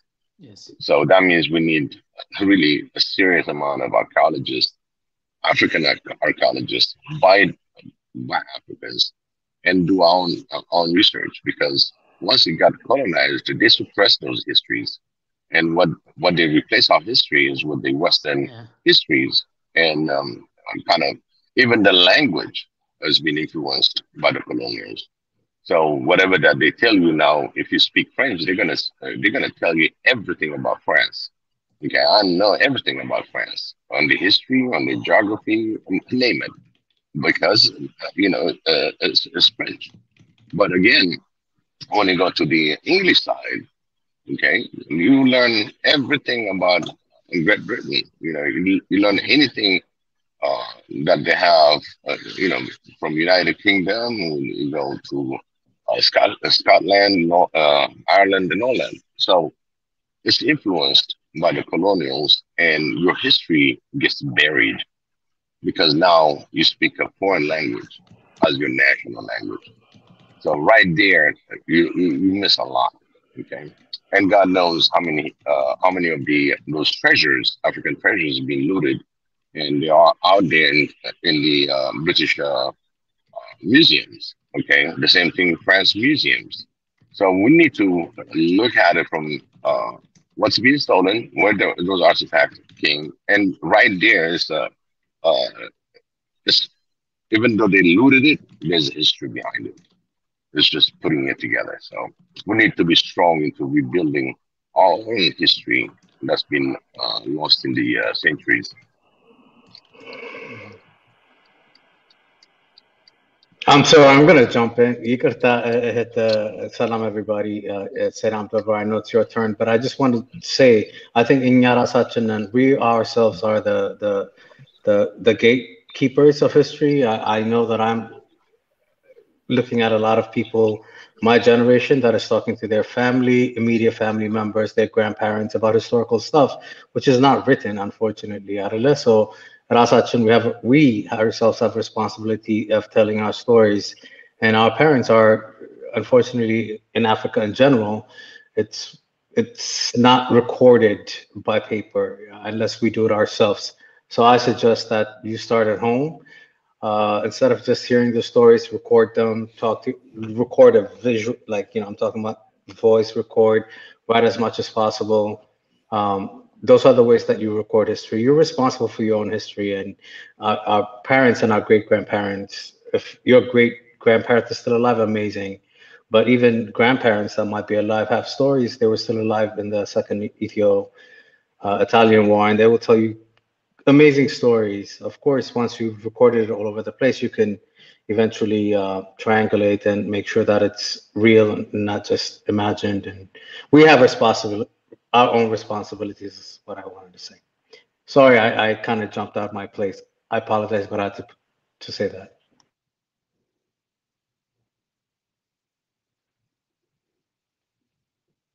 Jonathan. Good point raised right there. Ezra, before you go, I have to bounce. I have to leave you guys because I came in to just say I encourage you and I support you. And Mwenda Tezi, congratulations on your show, and love to. I'm gonna keep coming back. In next time, I'll be even here longer. I appreciate the work that you guys do. Ezra, thank you so much for being there to support them, and I look forward to working with you too. So thank you all for your leadership here. Tanzan, it's incredible to hear your thoughts and ideas, and I haven't heard from you that much. So I have a meeting to attend in about 30 minutes, and I have to prepare for that. So I'm sorry to have to bounce. Thank you so much, guys. Okay. Thank you for blessing us 2 days in a row, Ezra. and just something for the family. Ezra will be Professor Ezra the Brain will be live on Wednesday, 9 p.m. East African time. The educational talks, a lot that's coming this Wednesday. Please catch Professor Ezra the Brain on Wednesday, 9 p.m. East African time. Thank you very much. Come and argue with me. Okay. Yay. Family. That's a challenge for all of you. Thought-provoking questions are coming on Wednesday. Stay tuned. Thank you. Prof. Ezra on Wednesday, 9 p.m. East African time. Join him live on the Swahili Nation channel. Yes. One Africa movement. Thank you very much, Prof. Ezra. One Africa. Yes, One Africa. One Africa. Good to hear from you. Thank you, family. If you've not subscribed, please subscribe. If you've just joined us, please press the like button, turn on the notification icon if you've not. And I'd love to welcome Deborah. Deborah, welcome, my sister. Welcome, sister.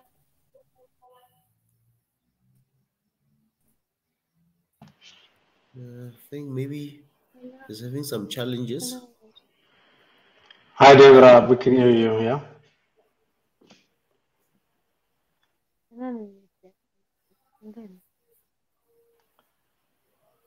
Salam.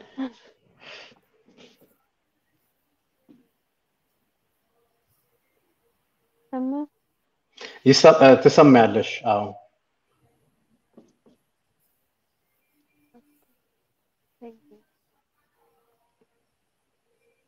እንዴት ነሽ?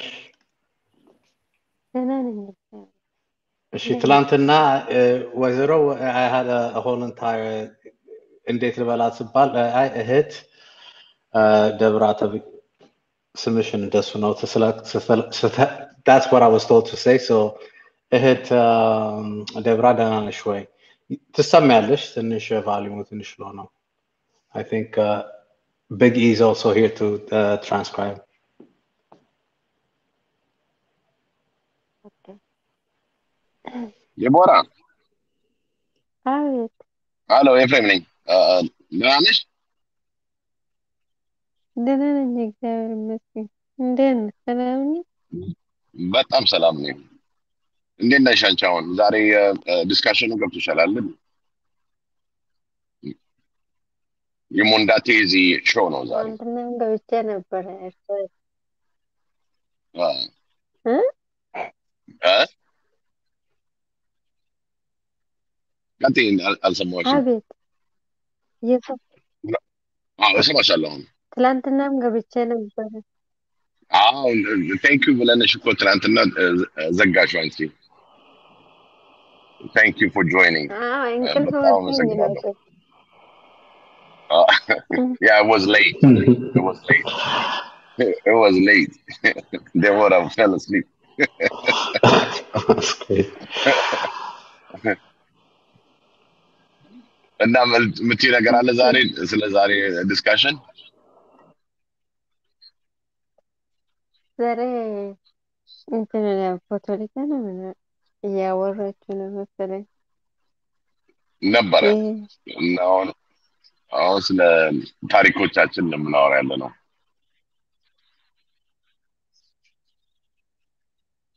ለምሳሌ እኔ ታሪክ የራሴ የሀገሬ ታሪክ ነው የማወራው፣ የአፍሪካ ታሪክ ነው የማወራው።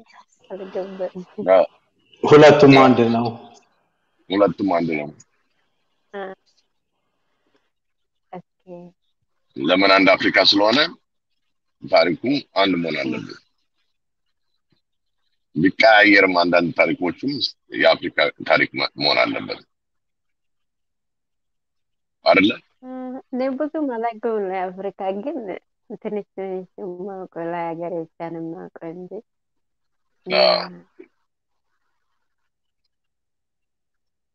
ፖለቲካ ደግሞ ለውስጥም ፖለቲካ ይላሉ ግሩፕ የሚሰሩ ማለት ነው። ለዓለም ደግሞ ፖለቲካ ይላሉ። እሱ ደግሞ ዲፕሎማት ምናምን ይላሉ። እኔ ለአፍሪካ የማውቀው በፊት አፍሪካ እንትን ሰዎች እየረዳች ነበረ ምናምን እያሉ የሚነገሩኝ ማለት በፊት ለምሳሌ አፍሪካ አውሮፓ እየረዳች ነበረ ያገዘች ነበረ ምናምን ይላሉ። እኔ ግን አላውቅም፣ ሰው ነው የነገረኝ።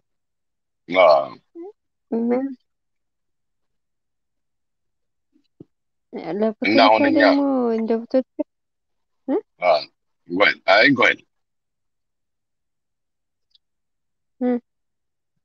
No, go ahead. Okay. ስለ ፖለቲካ አለሽ? አዎ ስለ ፖለቲካ ለምሳሌ አሁን ፖለቲካ እውነተኛ ፖለቲካ ማለት ለምሳሌ ሁሉም ሀገር የራሱ አሳልፎ አይሰጥም። ለምሳሌ ጥቅም እዛ ውስጥ ጥቅም አለ። አንድ ሀገር ብታግዝ ከሆነ ለምሳሌ ኢትዮጵያ ላይ ችግር አሁን ተፈጠረ አይደል? ለምሳሌ አሜሪካም ጥቅሙ ፈልጋ ነው እኛ የምትፈልገው። ሁሉም ሀገር ጥቅም ፈልጋ ነው እንጂ ለምሳሌ እኔ ለአንተ የማያዘነው ለምሳሌ የሆነ ነገር አንተ ላይ የሚፈለግ ከሆነ ለአንተ ብዬ አይደለም ለራሴ ብዬ የምሰራ ማለት ነው። ለጥቅም በዚህ ውስጥ ጥቅም አለ። ኮሪያ እንወስድ። ኮሪያ እዛ ጊዜ የተጣሉ ጊዜ ሁለቱ ኮሪያኖች የተጣሉ ጊዜ ሰላም አስከባሪ የኛ ወታደሮች 6,000 ምናምን 6,300 ምናምን ልከን ነበረ። ግን አሁኑ ፖለቲካ ውስጥ እንዴት እኛ ከዳ እንትን አውሮፓ ጋር ሰርታለች። ይሄ ደግሞ ጥቅም ነው። ሁሉም ይረሳል። ሁሉም የበፊቱን ሁሉም ይረሳል። አንዳንድ ነገር ብቻ ነው እንጂ ለምሳሌ እኛ ሀገር አሁን ውስጥ እንትኑን አልረሳንም። ሩሲያውን የዛ ጊዜ የችግሩ ጊዜ እኛ አገዘች፣ አጠገባችን ቆመች። ስለዚህ እኛ አልረሳም። ሁሉም ሀገር የራሱ ጥቅም ነው የሚቀደመው። እንጂ ደግሞ ፖለቲካ ውስጥ መቼ ነው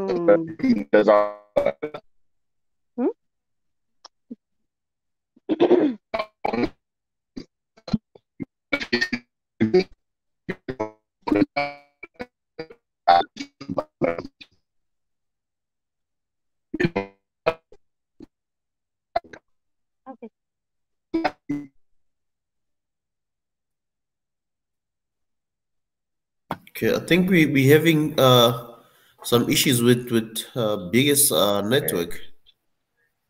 Biggie, can you hear us?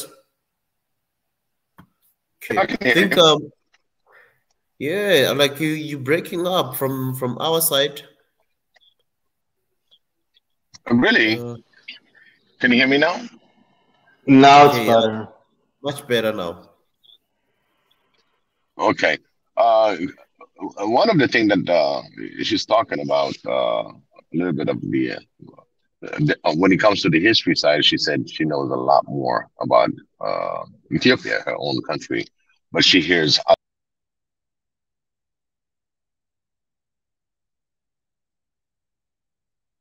when it comes to the African history. But she jumped into the political side. It's like general, all politicians they do things for self-interest. And their interest is, okay, if I do this to you, what I'm going to get in return is like a self-interest. The other thing she mentioned is that when North Korea and South Korea went to war, Ethiopian soldiers were in the war itself. And now it comes back to where Ethiopia is right now. And in relation to Russia, why Ethiopia is also supporting Russia, because they've done a lot of good things to Ethiopia. So everybody has their own self-interest. That's where she left off. But Deborah, or you're not done? No, actually, I was going to ask you to, because you're a better translator than I am. I kind of want to bring it back to the question that Mwenda was asking, and this whole entire thing was asking about, or talking about democratic systems and parliamentary systems, and is it better to have a strong presidency or not? And I wonder what she thinks about that, because we were talking, I think it was Gambia, if I'm correct. I was walking earlier, but I wonder. Tezi's kind of quiet over there. Maybe he's on his walk now, but you're there. Okay, can you please rephrase that question? He's there. He's just very quiet right now. So can you bring that question back again and tell Biggie, because I don't know if he heard that original question, and it would be great to know what she thinks about that. Okay, I think you asked it well. That the Gambia, they actually had an election this week, a parliamentary election this week, and this is and I just saw that there was this argument they were having, and I found it very interesting. That is it better to have a strong presidency, like do they have a strong majority in parliament or Senate or in the assembly, the National Assembly, or is it better for them to be having a strong opposition to put them in check? So yeah, there are so many dynamics we're talking about that, but yeah, that's basically the question. So maybe you can frame it better for our sister Deborah. Deborah, ጥያቄ ገብቶሻል? ጥያቄ የጠየቁኝ ነው መሰለኝ። እና አሁን ዚምባብዌ እንትን አለ ኤሌክሽን ነበራቸው። ጋምቢያ sorry about that. ጋምቢያ ኤሌክሽን ነበራቸው this week እና የፓርላማን ኤሌክሽን ነው። በሱ ላይ ትንሽ ጭቅጭቅ መጣና ሙንዳት ቴዚ የሚጠይቀው ያለው ጥያቄ ምንድን ነው? እንደ ሴኔቶች ኖረውና በአንድ ስትሮንግ ፕሬዚደንት ራን አድርጎ ይሻላል ወይስ በዛ በሴኔት ውስጥ ደግሞ ኦፖዚሽኑን አስገብቶ ባላንስ የሚያደርግ? ጋቨርንመንት ነው ወይ የሚሻለው ነው የሚለው ጥያቄው። ትክክለኛ ያለው ዮናታን? መሰለኝ, yeah, strong president. I think the question is the strong presidency or a weakened presidency, basically, because of systems that make sure that the opposition has a lot of power to disrupt the president having too much power. ለምሳሌ አሁን እኔ እኮ ያለም ፖለቲካ ነው አልኩ እኮ እንጂ የውስጥ አላውቅም። እኔ ፖለቲካ ብዙ አላውቅም። እኔ አልኩ አንድ ሀገር ጥቅም ፈልጋ የሆነ እውነተኛ ወዳጅም አለ፣ ዝም ብሎ ጥቅም ላይ የሚንጠለጠልም አለ አልኩ እንጂ የውስጥ እኔ አላውቅም።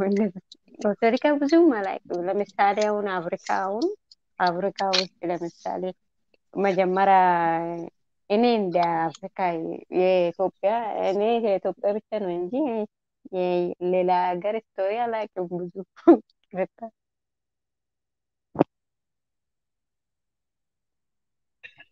All right. Well, go ahead, Jonathan. Translate it. This is easy. No, please go ahead. Okay. ጥያቄው ትንሽ ፕረስ ላድርገው ማለት ነው። ደብራ ጥያቄው ምንም አይነት ገቨርንመንት ከሆነ ለምንም ሀገር ማለት ነው ለእኛ የምናውቀው ገቨርንመንት ብቻ ሳይሆን የማንንም ገቨርንመንት አፍሪካ ውስጥ ቢሆን ጥያቄው የሚመስለኝ ፕሬዚደንሲው ማለት ነው። አሁን ፎር ኤግዛምፕል ኢትዮጵያ ውስጥ ፕራይም ሚኒስትሩ ነው ፓወር ያለው ማለት ነው። ብዙ ጊዜ ዴሞክራሲ ውስጥ ፓርላመንትም አሉ አይደለ? ዲፍረንት ፋክሽኖች ፖለቲካል አይዲዮሎጂ ማለት ነው ሀሳብ ያላቸው ብዙ ጊዜ አሁን ኢትዮጵያ ውስጥ እንደምናውቀው በኤትኒክ ነገር ነው but it is what it is አይደለ? so እነሱ ኮሊሽን አንድ ላይ አድርገው ፕሬዚዳንቱ ፕራይም ሚኒስተሩ for example ለኢትዮጵያ ማለት ነው ሌላም ሀገር ቢሆን እሱ ብዙ ፓወር ቢኖረው ነው የሚሻለው ወይንም ፓርላመንቱ ፓወር ቢኖረው እሱን ቼክ የሚያደርገው? ይሄን ነገር ማድረግ አትችልም ሲስተሙ ማለት ነው ጥያቄው። በጣም ሞከርኩኝ ግን ከገባሽ ንገሪኝ፣ ካልገባሽ ደግሞ እንደገና ሞከራለሁ። ይቅርታ። ለምሳሌ ሴኔተር አሜሪካ ውስጥ ሴኔተር ምናምን ይላሉ፣ የኛ ሀገር ደግሞ ፓርላማ እንላለን። ሴኔተሮቹ ፓርላማ እንደ ፓርላማ መሰለኝ። ለምሳሌ ሁለት ቦታ ነው። ለምሳሌ የመንግስት የሚመርጠው ለህዝብ የሚመርጠው በፊት ለኢትዮጵያ መንግስት ህዝብ አልመረጠም። 2 ዓመት ነው 2 ዓመት 3 ዓመት ያመራው ጊዜ ህዝቡ አይደለም የመረጠ ፓርላማ ነው መረጠ። እነሱ ውስጥ ባለው ፓርላማ ነው መረጠ። አሁን አንድ ዓመት በኋላ ደግሞ ህዝቡ ነው መረጠ። ፓርላማ የሚመረጠው ህዝብ አይወከልም። የእንትኑ ነው የሚመረጠው ማለት ነው። ህዝብ የሚመረጠው ደግሞ የህዝብ መንግስት የሚመረጠ ህዝብ የመረጠ መንግስት ማለት ደግሞ ህዝቡ እንትኑ በቃ ለነሱ ለህዝቡ ዲሞክራሲ ማን እንደሚመርጥ ለምሳሌ ስንት ፓርቲዎች እኛ ጋር አለ። ህዝቡ የሚወድ መንግስት መመረጥ ህዝቡ የሚመርጥ ህዝቡ ነው እንጂ ያ ፓርላማ ውስጥ የተመረጠ መንግስቱ ህዝብ አይወክልም። ምክንያቱም ህዝቡ ማን እንደሚወድ ማን እንደሚፈልግ አያውቁማ። ምክንያቱም ፓርላማ ነው፣ ዝም ብሎ ነው ፓርላማ ነው መረጠ። ፓርላማ የፈለገው መረጠ እንጂ ህዝቡ እዛ ውስጥ አልገባ። ያሁኑ ደግሞ አንድ ዓመት በካርድ የሚመርጥ መንግስት ለምሳሌ እኔ አንተ ወይም ደግሞ ሌላ እዚህ ውስጥ ያሉ መመረጥ ይችላሉ። መፍትሄ ነው ዲሞክራሲ ይላል። ግን ፓርላማ ውስጥ የሆነ ሴኔተር የሚለው ህዝብ አይወክልም እሱ እና የእነሱ ፓርቲ ነው። ማን እንደሚፈለጉ እነሱ ነው እንጂ እዚህ ውስጥ ህዝብ ይገባል። ታዲያ ዲሞክራሲም አይደለም ፖለቲካም አይደለም። አንድ ፓርቲ የሚፈለገው ሁሉም ለሱ የሚሰጣ ከሆነ ብዙ ምንም የለም። አሁን የኛ ሀገር አንድ ዓመት ውስጥ አሁን እንደ አዲስ ነው የሚመረጠው። ብዙ ዶክተር አብይ እንደ አዲስ ነው መረጠው። ፍላጎት ይሄ የህዝብ ፍላጎት ነው እንጂ የፓርላማ ግን እኔ ዲሞክራሲ አይመስለኝም። ምክንያቱም አንድ ፓርላማ ነው የፍላጎት የፓርላማ ፍላጎት ነው እንጂ የህዝብ ፍላጎት አይመስለኝም። እኔ የምመርጠው እኔ የምፈልገው እንትን የምለው ደግሞ የህዝብ ነው እንጂ የፓርላማ አይደገፍም። Interesting. Biggie, I don't know. Please make sure that I'm completely doing this right and justice. But I think what she said is that she believes that, at least in the systems that she's seen in Ethiopia, that the parties within the parliament, they're not really representative of the people. It's more loyalistness to the party itself that are the different factions or what have you. But it's not a popular or people representative within the parliament. She's talking about Ethiopia from my understanding. But she feels that on the other end, which is in Ethiopia, it's not the president, but the prime minister, I think she's saying that that represents a better representation of the population's will or their interest. So, Biggie, am I right? And Deborah, am I right? Kirta.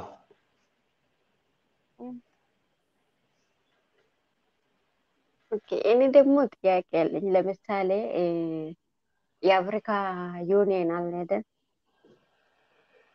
አፍሪካ ወክሎ የተቀመጠ አፍሪካ ዩኒየን እና ዓለም ወክሎ ዩኒየን ነው ዩኤን። አፍሪካ ወክሎ ደግሞ እንትኑ ዩኒየን አፍሪካን ዩኒየን። ለምሳሌ አፍሪካ ውስጥ ችግር የሚፈጠረ ከሆነ የሆነ ነገር ለአፍሪካ ችግር ዩኒየን መጥቶ መፍታት አይችልም። ምክንያቱም የአፍሪካ ዩኒየን አለ ስለሆነ የአፍሪካ ዩኒየን ማገዝ ከፈለገ ካልቻለ የዓለም ፖሊስ ወይም ደግሞ ዩኒየን መጥቶ ችግሩን ያያል እንጂ መጀመሪያ መፍታት የሚችለው ሁሉም ነገር የሚፈታ የሚረዳ ዩኒየን የአፍሪካ ዩኒየን መሰለኝ። እና ይሄ እንደዚህ ይመስለኛል። የሀገር ውስጥም የፓርላማና የመንግስትም የህዝብ ከሀገር ውጭ ወጥቶ ማለትሽ ነው አይደለ? አልገባኝም። ነው ይቅርታ። እኔ ምሳሌ ነው ወሰድኩት። ኦኬ ገባኝ። ትክክል ነው ገባኝ። አሁን እሱኛውን በደንብ ትራንስሌት ለማድረግ ትንሽ አልገባኝም፣ ግን ማለት ያልሽው የመሰለኝ የአፍሪካን ዩኒየን የአፍሪካን ሀገር ሶሉሽን እነሱ ናቸው እንጂ ሀገሮቹ ራሳቸው በደንብ ያደርጉት አይደለም ዩኤን ውስጥ ማለትሽ ነው? አይደለም። ለምሳሌ አፍሪካ ወክሎ የተቀመጠ አፍሪካ ዩኒየን አለ። ዓለም ወክሎ ተቀመጠ ደግሞ ዩኒየን አለ። እንደ አንድ ሀገር እንደወስደ ማለት ነው። ለምሳሌ እንደዚህ ተቀመጠ አገር ወክሎ ዓለም ወክሎና አገር ወክሎ አለ። ለምሳሌ አረብ ፓርላማ ምንድነው? የአረብ አለ፣ የአፍሪካ አለ፣ የዓለም አለ አይደል? ስለዚህ ፓርላማና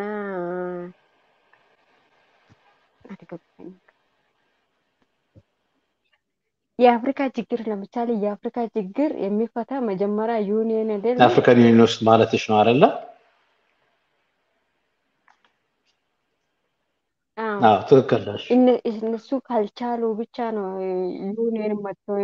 ዩኒየን መጥቶ ችግሩ ምን እንደሆነ የሚያዩ እና ፓርላማና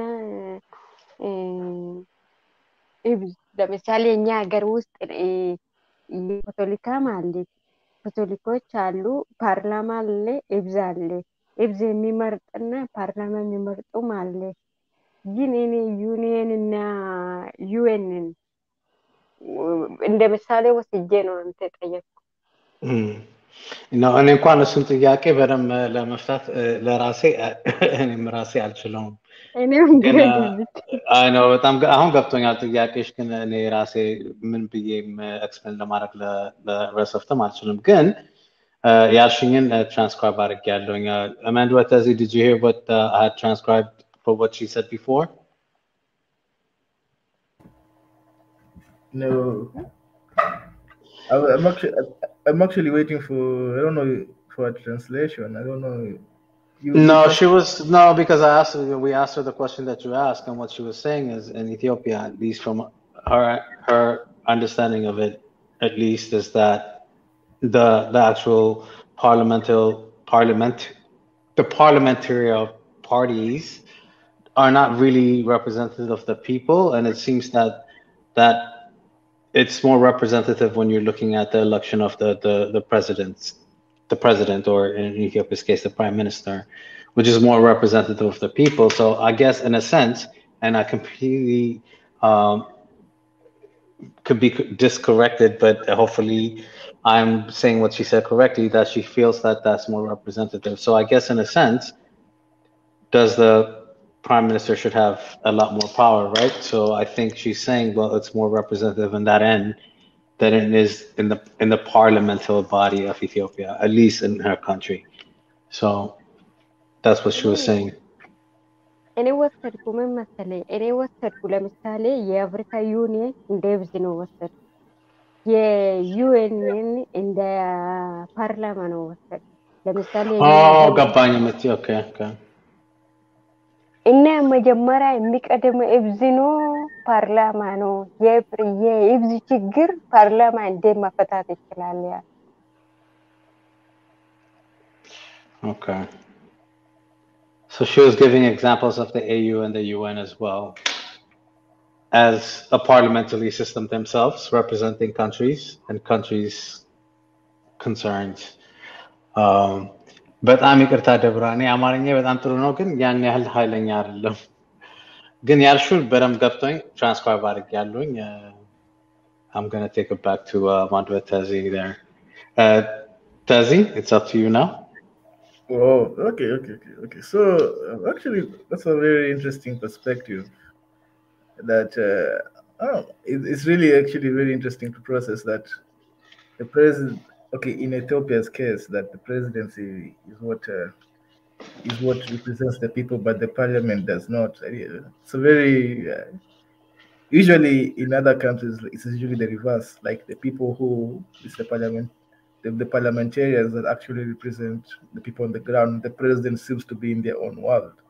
So okay, so I think it makes sense. Okay, so I think basically what our brother, the brain, Professor Ezra, he gave it. He made the same argument that it comes down to just principles, and obviously you shouldn't have like a more powerful parliament or a more powerful president. I think they should be balanced. I think Tanzania said it was 60% to 40%. She went down to the specific ratio. That should be 60 to 40%, which I found also very interesting. But in the end of the day, my point was that any form of democracy we make as Africans, I feel like it's very vulnerable to like the third world, just not even Africa. I just feel like the third world as a whole, it's just very vulnerable to much richer countries. Just when I see the fact that I think it was the brain who said that we have all these issues that anybody in power probably won't be able to fix in like maybe in a short time or during their own tenure. So they always have to live with this low public ratings. So you find that somebody, if you don't toe the line, like we saw during just like the Ukraine conflict, and before that we saw the COVID conflict. You could see that and now they're not even hiding it, that presidents or heads of states that don't toe the line, that the global line, the global agenda, that they get this weird pressure from their own political systems, from their own parliaments, from their own, that all of a sudden the opposition is getting more braver and stuff like that. So I also found that in countries like okay, before I go ahead, what do you think about this? That our democracies are vulnerable to like the West. Well, first of all, I think that we need to kind of stop thinking about the West so much about our political systems. Democracy in general it's such a Western idea that always benefited one side over another. So sometimes I think we just need to kind of reevaluate and think about new systems. I am actually not a big proponent of one system over another. I think you can take a little bit from here, a little bit from there, and try to fit some of those beneficial systems, because at the end of the day, as a society, as a human society, if you're coming from the humanistic perspective about how society should function, there is this responsibility of the citizen that must put a lot of power and a lot of their freedom, and not freedom, but a lot of their self-governing powers into politicians. Let's just call them politicians, whatever. But the system itself, I think, we're stuck in this ideology that we have to constantly follow one over the other.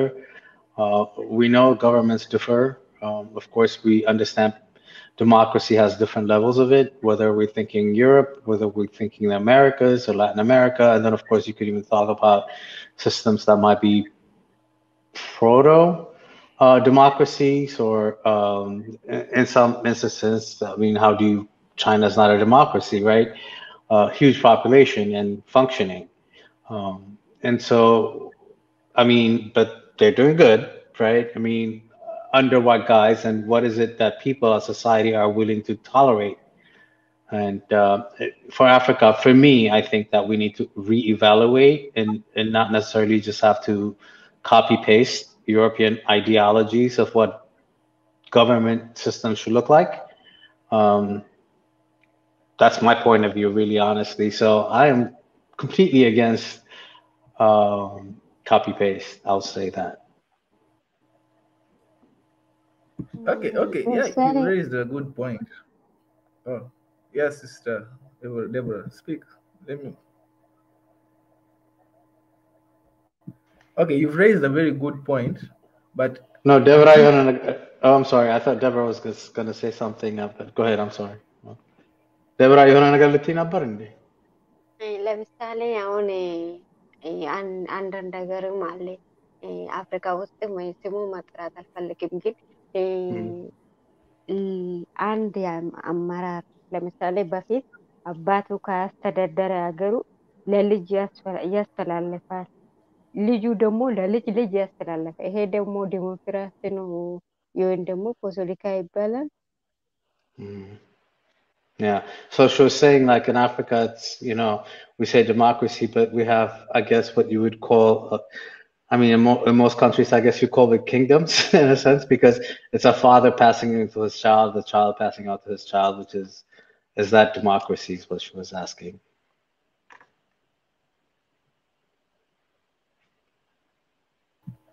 Okay, for my view, my point of view is that it doesn't matter what system we take. That's what I was trying to say, and that when I've actually like the West will always there is Western interference in African democracy. That's just a fact. It's just it is not you can't deny it. It's not about like it's not a conspiracy theory. It is actually a fact. They do interfere in African democracy. They have been proven. Maybe we've known the extreme cases, but there's also like the subtle cases. They do it a lot all the time. Even in Kenya right now, there's a lot of Western. We have an election here. There's a lot of West. You can just see it. There is a lot of Western interference. There's a lot of Western interests. Especially if you're a strategic country, they are watching. They are pushing agendas. They are so. This is why I feel like it doesn't matter. Even when we adopt, I think that's where we go wrong as Africans. That we feel like maybe we're not doing the right system. Maybe we're not adopting the right system. Maybe we should come up with our own system. I feel like any system we could take, and if we were allowed just to take it and just go ahead with it, it just naturally it will probably improve us, and we probably do it well if there was no real interference, and just the nature of just democracy could just continue. But the problem is this, and I feel like, because I'm going to give an example in Kenya. There's actually a video. I don't know if I can upload it or show it here, but there is a video where just a politician says, "Hey, even whenever there's an election, Western he didn't say exactly Western. He said international interest, but there is international interest. You have the Chinese.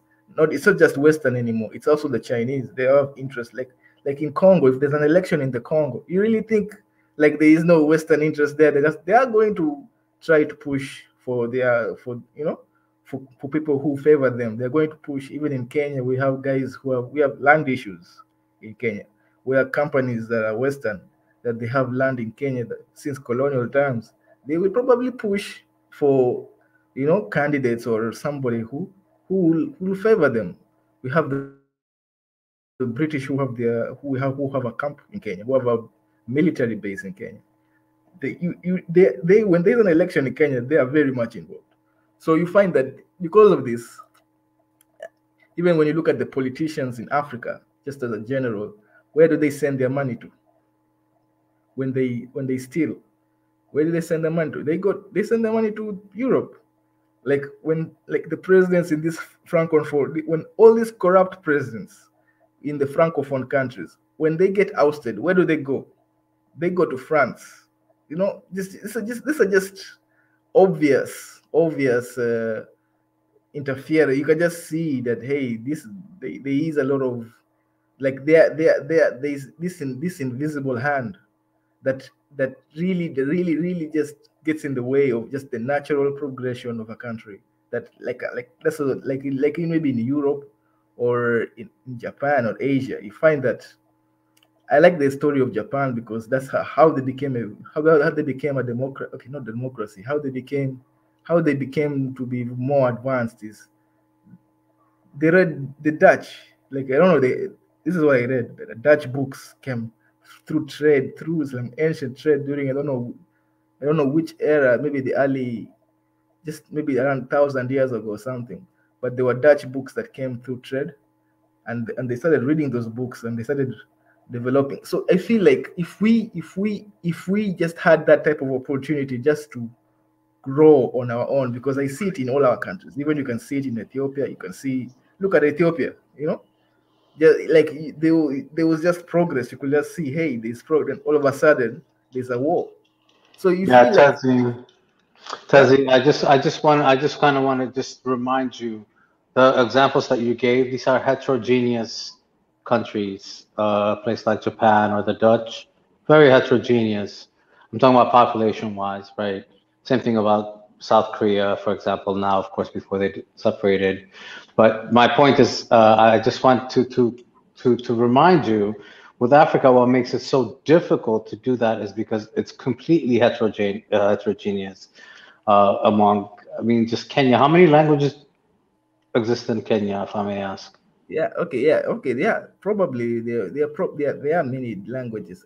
That's another excuse. I feel like I think that the fact that these countries, that's what I'm trying to say, is like we cannot copy paste that, which traditionally is so easy to do in heterogeneous countries, and then try to copy paste it in a country or in a region or whatever in Africa where it's completely different, and that's what I'm trying to kind of stress. So I don't think those systems will work in Africa. Okay. So I think we need to figure out our new system, right?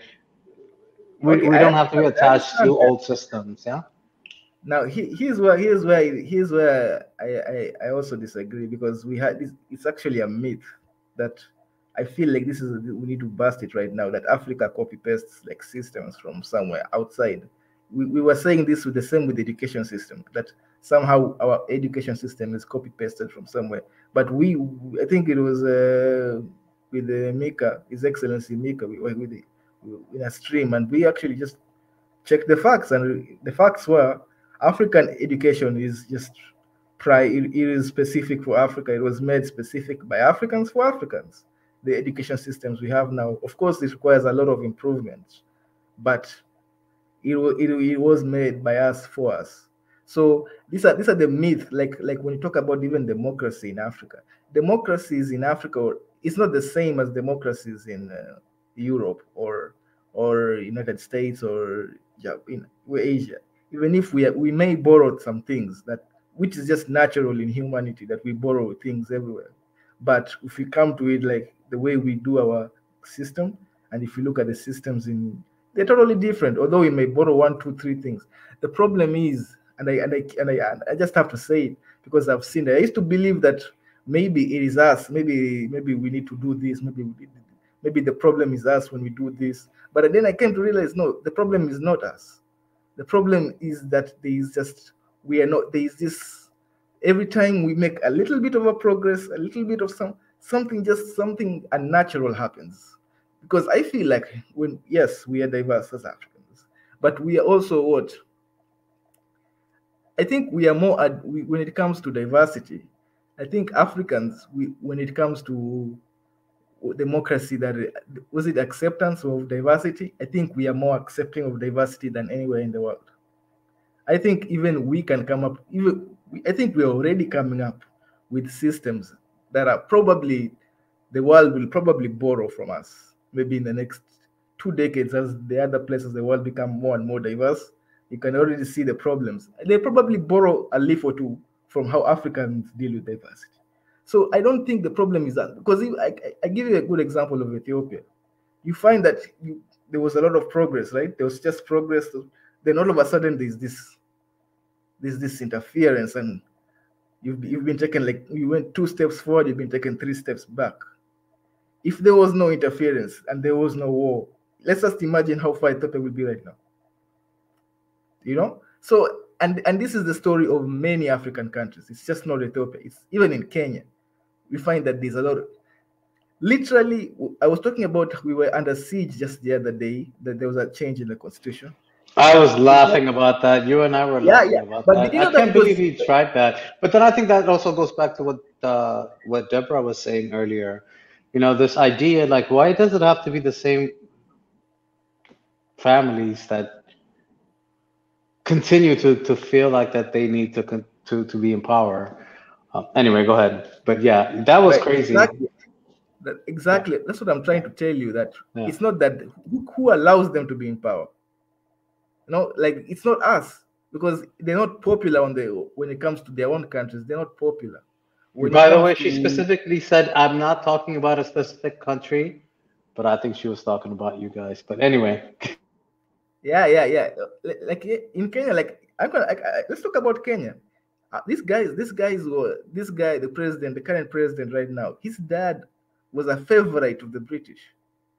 It's just not a coincidence that now now that he's in power, even the deals he makes, they favor more the British than us. He's got properties. It was just recently exposed that he has a very expensive apartment in London. Like, you see what they're doing with the Russians, with the Russian billionaire properties. Why can't they know the Africans have properties in their countries. They know the corrupt money from Africa goes to their country. They are aware. They know. But they're not doing anything about it because it benefits them. So I feel like I'm just saying, all I'm saying is that we need to understand that we need to resist this interference. We need to stop. We need to trust ourselves first of all, and just trust that we are doing the right thing. Because I feel like there's a lot of there's this self-hate that is being pushed, that you say maybe we are adopting this wrong thing. Maybe it's just us who we are tomorrow. I think we are moral people. I think we do not like corruption. I think most Africans do not like corruption. I think there's this. I don't think our systems are bad. I think the systems just need to work. I think if you look at the idea behind all these systems, they're probably not that bad. They're probably, all they need to do is just work. And the people who stopping that system from working are the people who are sponsored by the West. If I can speak from like the Kenyan view, like, that's my perspective. And I see this problem also a lot of countries in Africa. I can see it in all over East Africa. My point is just that I think we should not ignore this invisible hand that takes us 2 steps back, and we think it's us. We think that it's maybe us who are violent, maybe it's us who are corrupt, maybe we just can't, as Dr. K said, maybe we can't handle money. What do you mean we can't handle money? That's so weird. Like there is literally everybody budgeting in Africa. There are people earning salaries, paying for their kids to go to school. So we clear, if they can handle money, then why can't our governments handle money? You know? So I feel like there's just, we can't ignore the invisible hand that is taking us 2 steps back. And it's not us. I feel like I've just seen, it cannot be a coincidence that a whole continent, you know?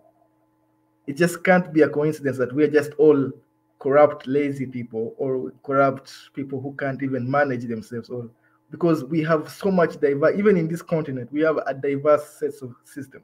We don't have the same system even in East Africa. We are all diverse in our systems, in our the way we handle things. Even the presidents, some presidents are very powerful, some presidents are very weak in just in the same Africa. But how come, you know, where is it? What do we all have in common? We were our colonizers are the only thing we have in common, and that is the only thing that is keeping us behind. That is just my perception, that there is a hidden hand pushing Africa down. And I never used to believe this until I just started doing some research, reading into our history, reading on who chooses our leaders, because sometimes we believe that maybe it's us who choose our leaders, but the more you read back, you're like, oh my God, this system, there is a sort of rigging that I see. That I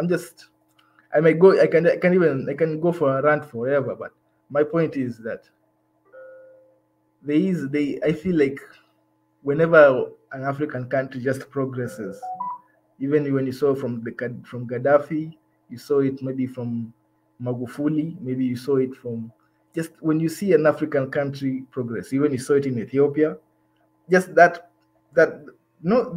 ability to progress and be independent of the West, or be independent from just international forces. There's just something weird happens. And you know, that's just my point. What do you guys think?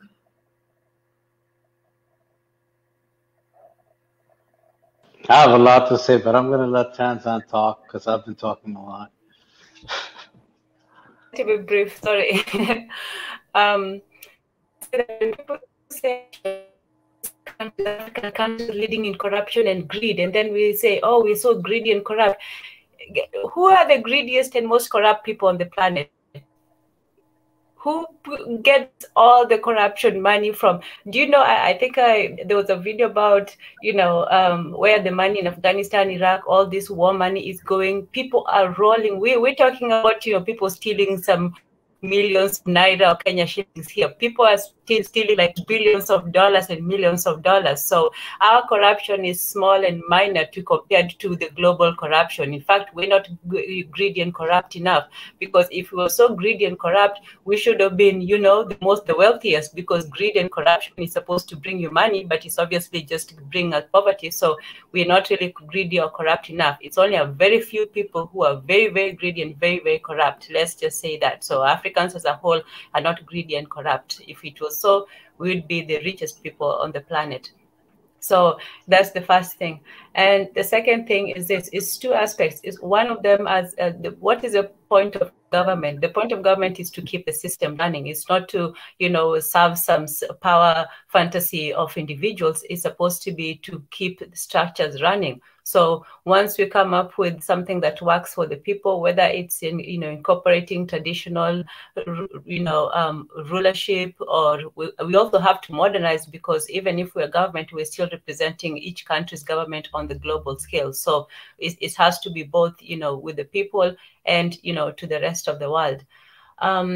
When it comes to this whole idea of, foreign interference, it's always going to be there. And I think that people have to be politically savvy. For the leaders who are really governing and who really are taking leadership seriously and not as a personal boost, then I think they should also be more honest with their people about what they are facing in the world. They shouldn't just come and say, I'll give you this and that. They say, you know, the people, this is what we are facing, you know, both inside and outside. There's a need to be brutally honest, because if you are trying to do something for the people that you're trying to do something for, it doesn't help for you to keep them in ignorance, and then, you know, something happens to you and people won't really appreciate the depth of your sacrifice or what you were trying to do. So yeah, I'll keep it at that. Thank you. That was so true what you said. Talking about, you know, the whole entire war that's going on right now in Russia and Ukraine, it was something that I just read and saw in the news today. They're salivating left and right here, which is the huge machinery in the United States that produces weaponry that they sell out. And they're the ones that have been, you know, increasing the political maneuvers within the US to sell even more weapons.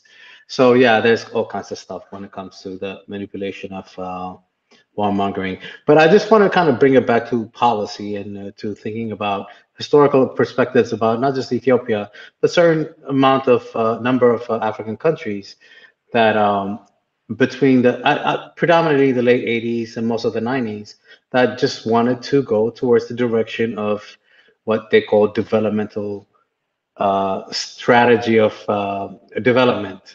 They're called developmental state paradigms or whatever you want to call them, and they're taking the models of Taiwan, South Korea, and to a certain extent China, and also Japan. But really, honestly, it's that democracy is elevated to the lowest level until you get to a certain level of being highly developed. And these countries coming out of the Second World War, in particular, if you're thinking about like Japan, of course, with the help of not just internal, but outside, but predominantly internal, but other ones, including Taiwan and even China, which is a developmental. I'll give you a great example of Meles Zenawi, who ruled Ethiopia. And I mean, to this day, I think the whole entire ideology of development in Ethiopia is still, unfortunately, kind of stuck into that. I think they need to move on. I think they finally understanding that you need to level off a top-down approach into development, meaning less democracy until you develop to at least a middle income country, and then you allow a little bit of democracy. Simple thing as even you know, people to criticize the government internally, right? So as a developmental state, you can't do that. So you have to squash that. We need to get to this, at least to this level, squash everything for the benefit of the greatest, which is going to be really rapid and quick and whatever. So I think certain African countries have done that. It's not just Ethiopia. I think Kenya's done that. Tanzania's done that. Many African countries have kind of looked to the east because they've realized, oh, we can get to that level. And they got that confirmation by the relationships that they built, whether it's economically, but also to be protected. Even though it's not said, we know that it is, right? So I think what happened in Ukraine right now really put Africa into the map, like, okay, what side are they gonna lie on? It's not just about China, and China and Russia tend to be kind of on the same direction of the anti on the other side. But anyway, so going back to what I'm saying is that, so what do we prefer? Is it development, right? Development as much as we possibly can till we get to be a middle income a country, or is it that we allow a certain amount of democratic principles, freedom of speech, for me to criticize my president, make fun of him because he looks whatever, or I don't like his policy, you know, imprison me, because that way, the only way that we could progress to be economically at the stage of countries that are like India, or, you know, I think they call the BRICS, right? Brazil, Russia, India, China.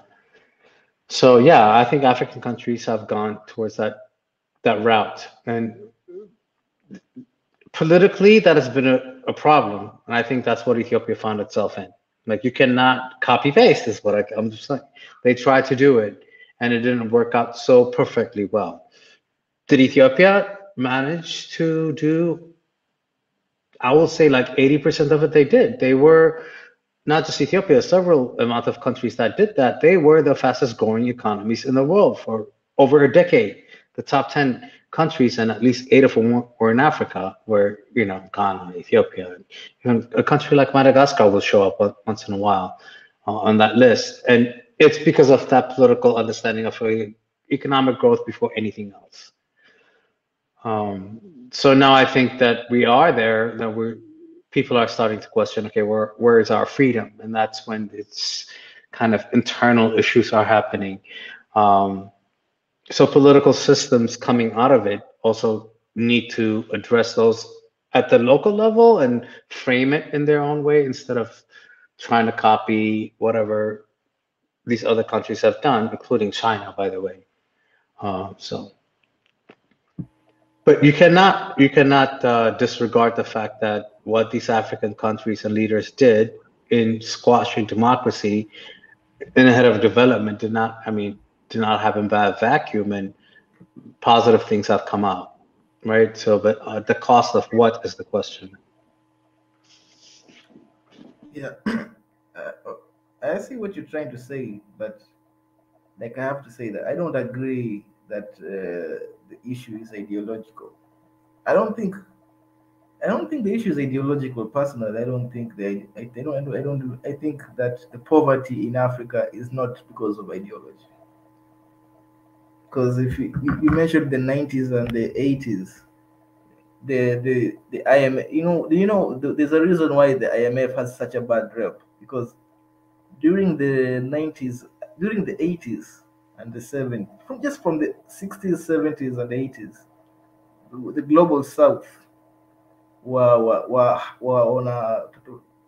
experiencing a lot of economic growth, and they were taking advantage of like global trade, and they were voting when it comes to maybe the United Nations and the trade.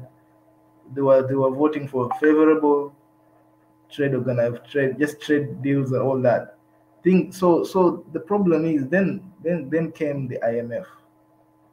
The IMF did some.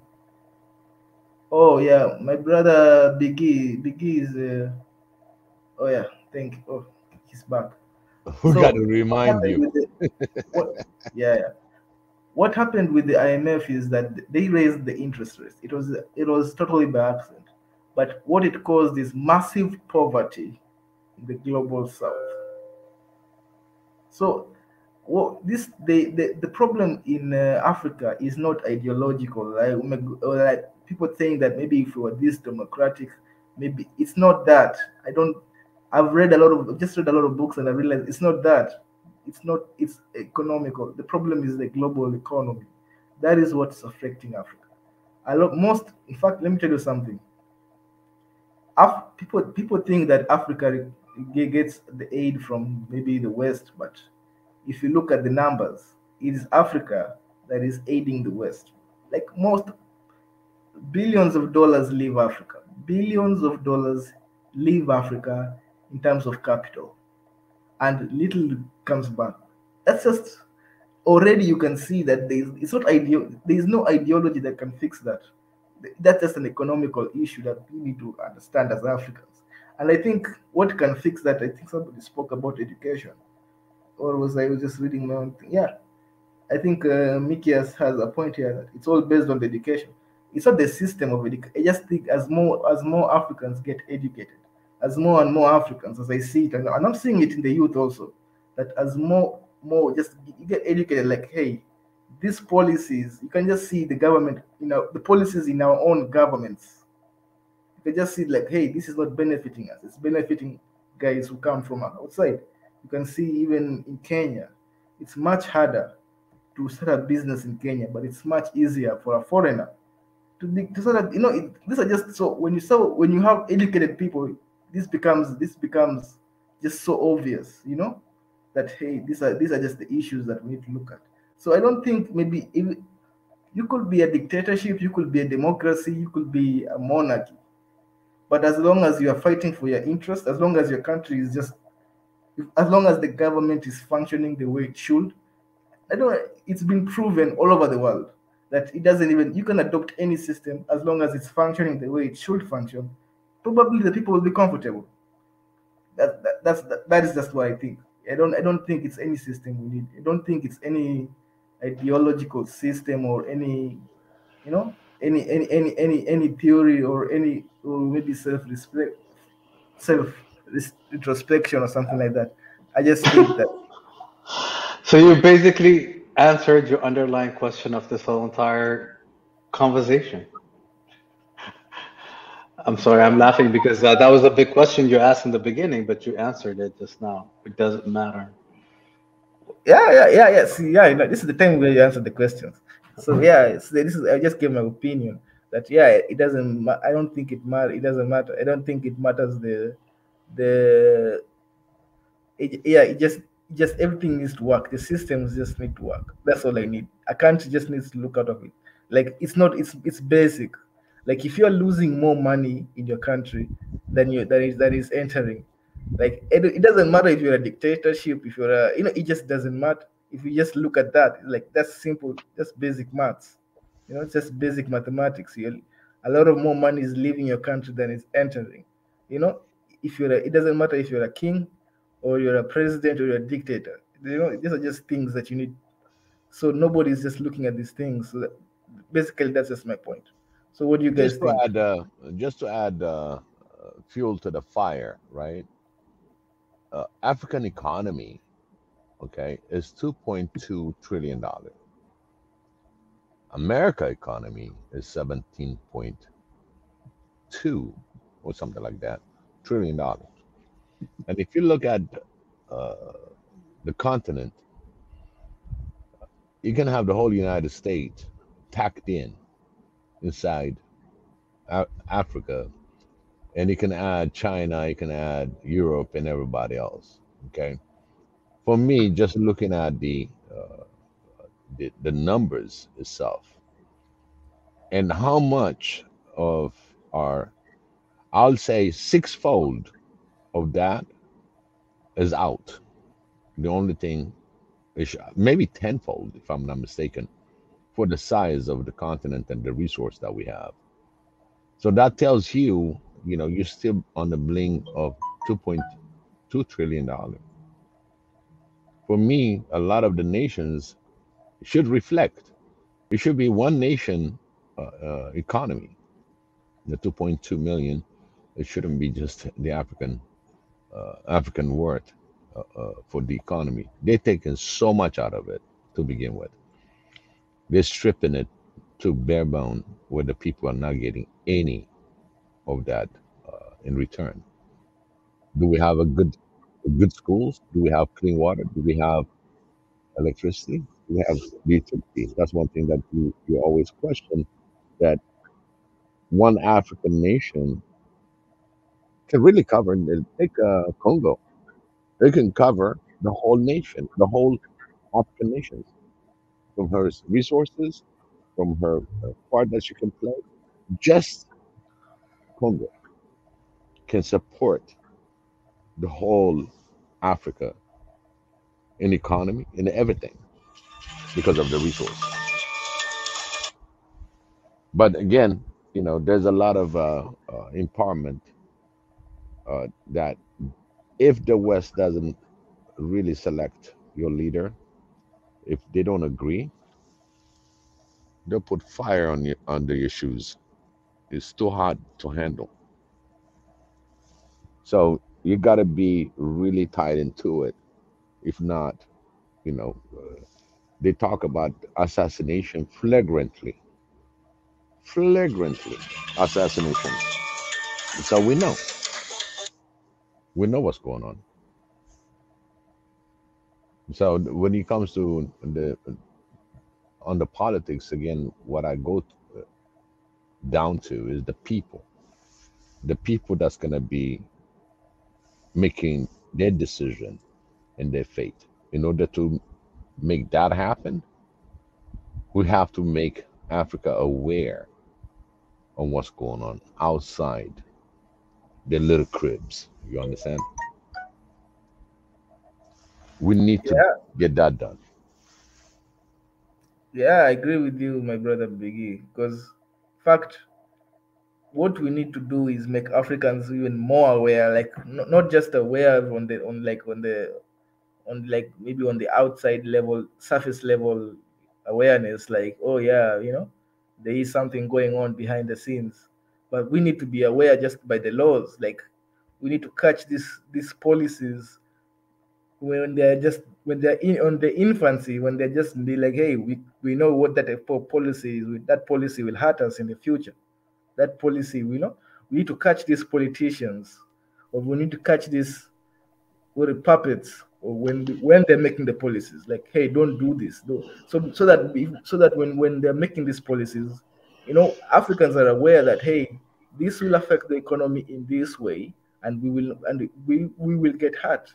So we need to know these are the things that we need to educate ourselves. Like we need to educate ourselves, like when they talk about some sort of tax that you're not, like this some sort, when there's some a tax on something that you don't know about, find out why is this thing being taxed, why they, just stuff like that, that just goes on, and you find out, oh, so this is how the Western benefit from this sort of policies on this sort, because the other day they were banning seeds in Kenya.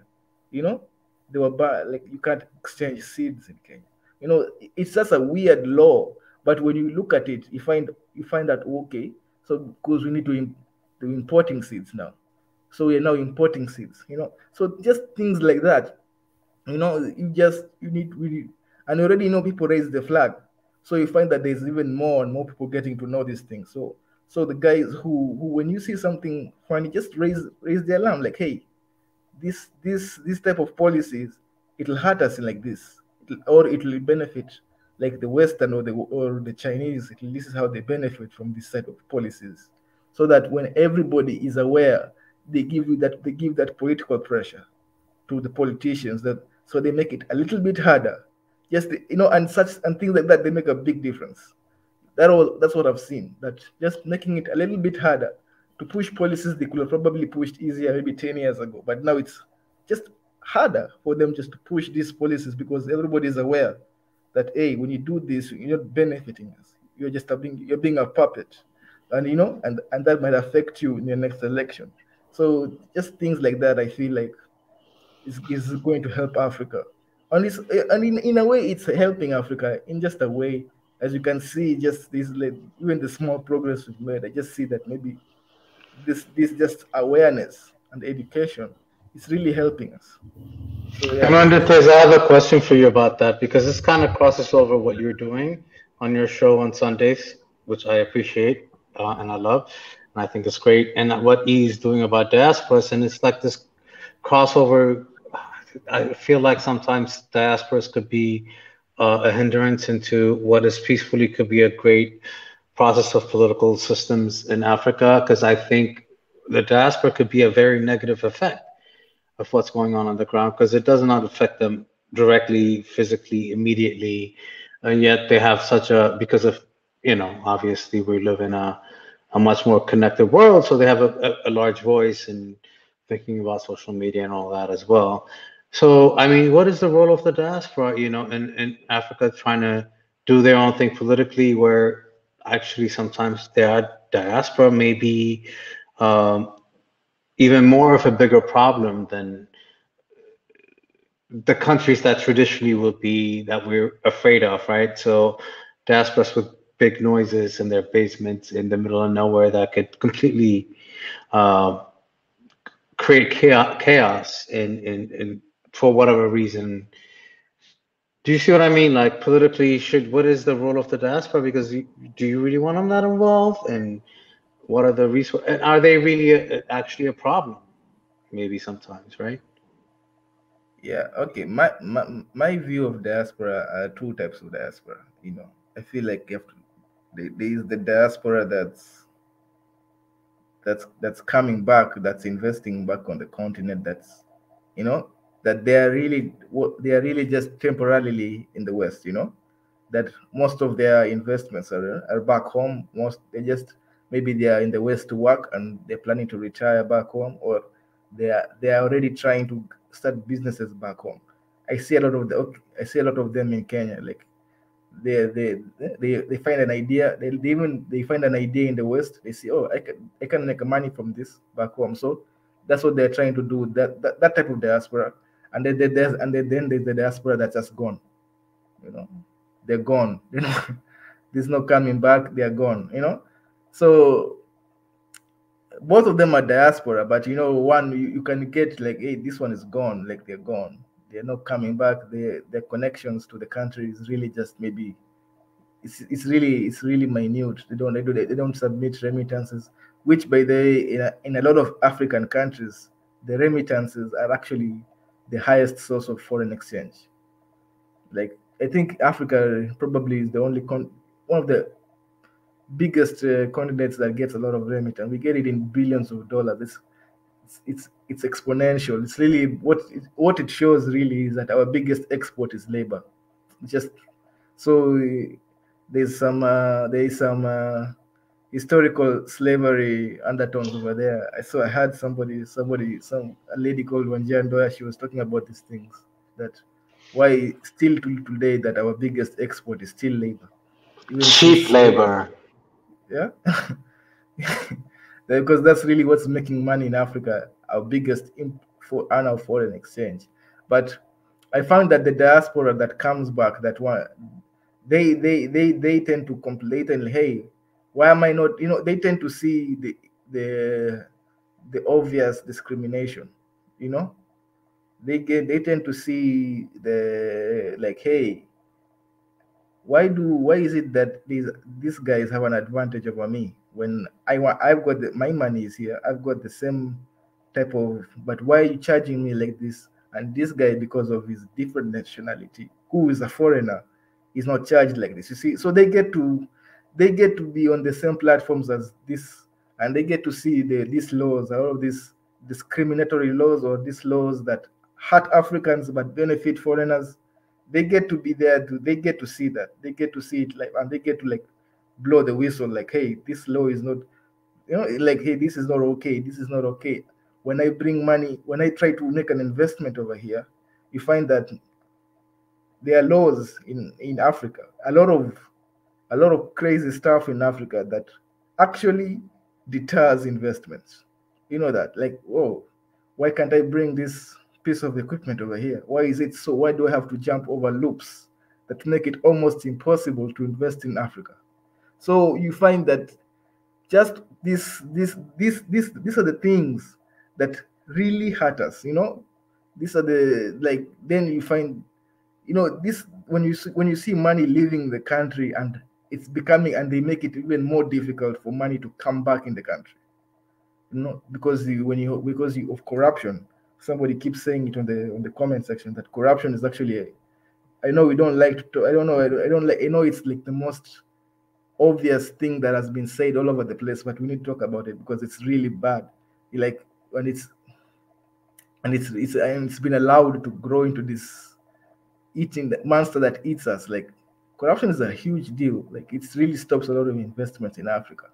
So I don't know. There's so many ways guys are trying to stop it. I don't know. Maybe you guys can have ideas on how to stop corruption, because if you stop corruption in Africa, or you just minimize it, you've saved millions of children from dying of hunger. You've saved millions of people from dying. You've saved that is the gold. That's the silver bullet. If you because that's really, because all these things, if you fight, they usually what? They usually just come down to corruption. When you have somebody dying of hunger, they shouldn't, where just the next country or just the different region of that country, there's an abundance of food, you know. So you find that, why is it? It's corruption. So yeah, basically, when it comes to the diaspora, I feel the diaspora that comes and invests and they see the obvious, you know, it becomes even more obvious. The corruption becomes more obvious. The dysfunction becomes much more obvious to them. Like, hey, this isn't normal, you know, because we were talking about trauma with Mika the other day. I think there's a doctor coming at the end of the month that sometimes Africans who live in Africa, we are just traumatized that we don't even see the dysfunction in our society. We don't see the dysfunction in our governments, you know. So the diaspora can come and say, hey, this is not normal. This is not normal in the world. Like this is this is a dysfunctional. This is, you know. And so because you look like the local, you probably will be listened to, you know. It doesn't come off like a lecture, like the white man's lecture, you know. So yeah, those are just my opinions of the role of the diaspora.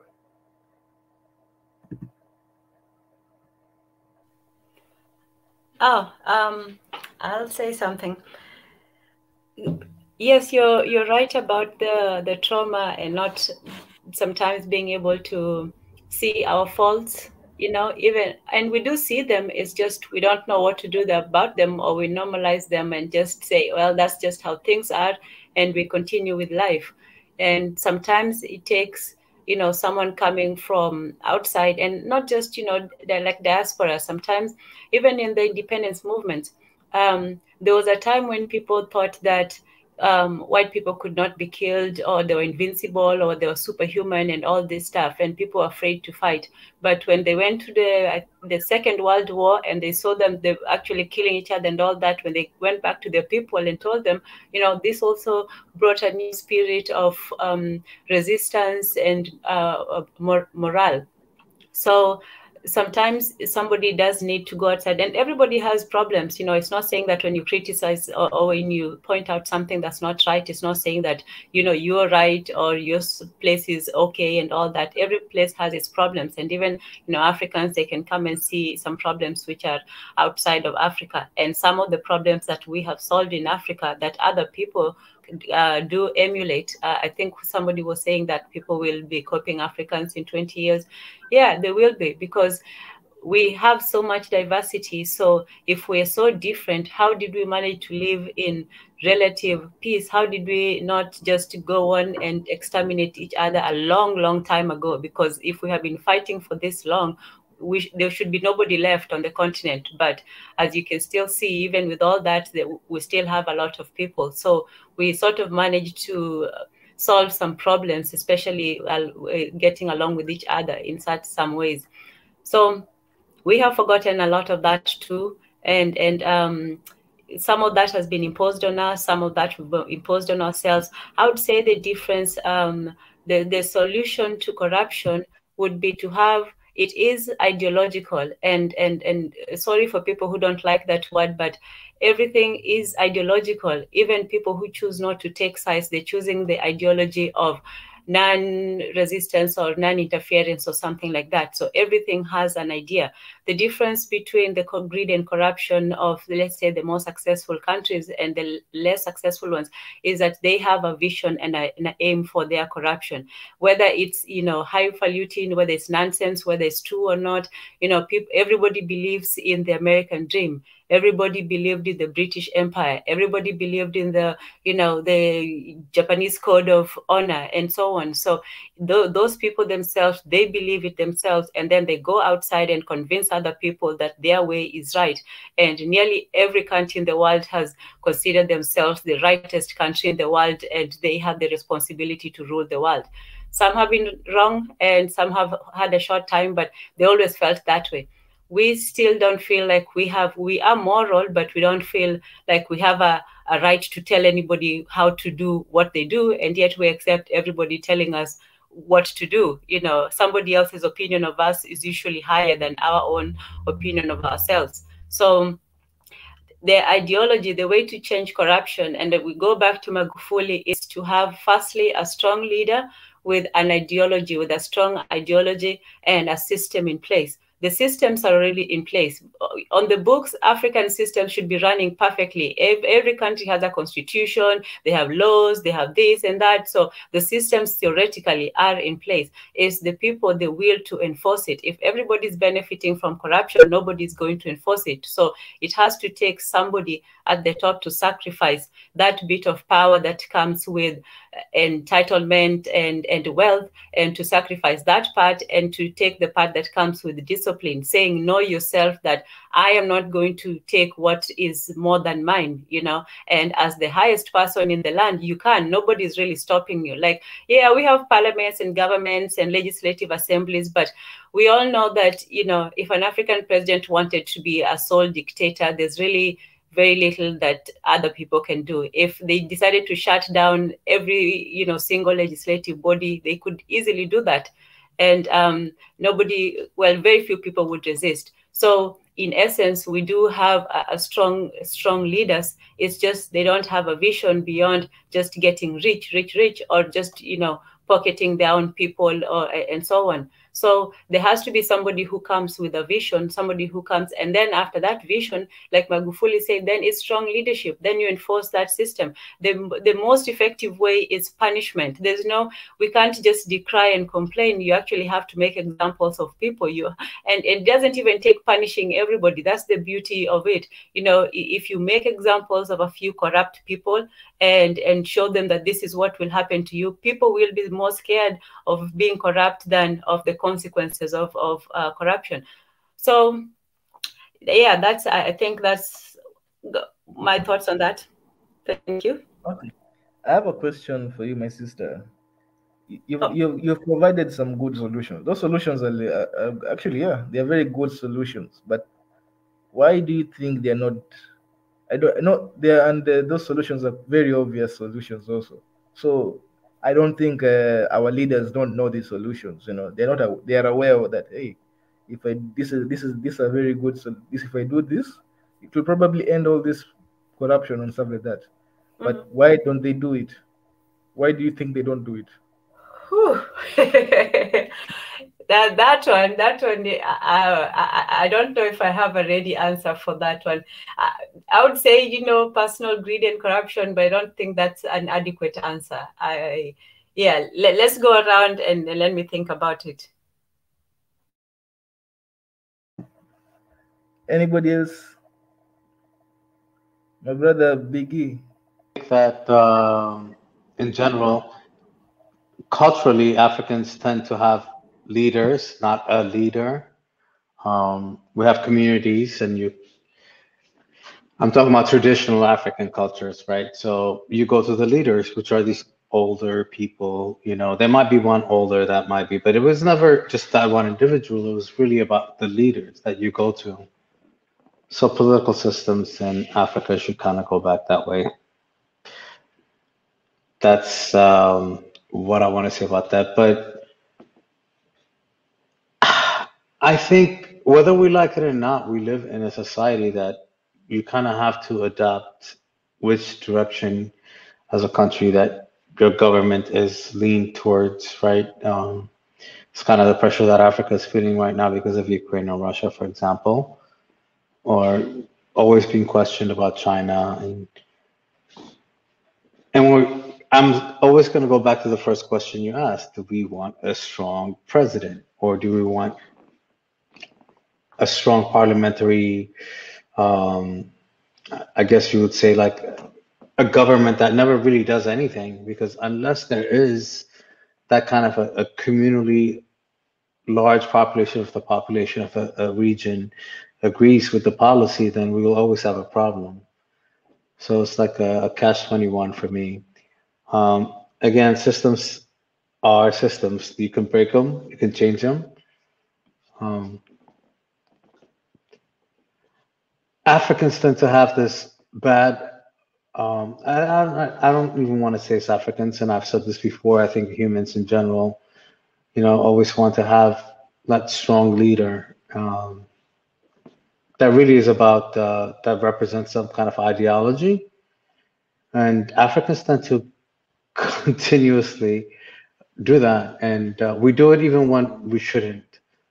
So I think if we can build systems that are a little bit more inclusive and not godlikely leaders that lead our future, then we will do better. Communities at the community level, I think we do that. Like that's what I said. You know, usually you look at the leaders within the community. Um, I don't know if the systems right now in Africa allow for Africa to actually do that. Yeah, actually, the systems, like I said, I think, me personally, I think any system, well, as long as it's put to good work, it's put to work, it'll probably work in Africa. And Africa is actually diverse when it comes to like systems. If there was like, in fact, probably we have more systems than the world has. Like if you can just pick one country and you can find a unique system in that country that we none. We're just talking about the Gambia right now. The Gambia, they vote through marbles, just they vote and they vote for the parliament. I think 1 year after the presidency, or maybe a couple of months after the presidency. So that's already unique in its own way. And I feel like if there was a system that probably would change everything, we would have found it in Africa. That's a fact. But I feel my problem is, and it goes down to the question that I asked Tansan: why don't these, like, the solutions to these problems, they seem so easy, that they seem so obvious, like, but why isn't it being done? Why is it so hard to just implement these simple solutions? And this is where I go to that hidden hand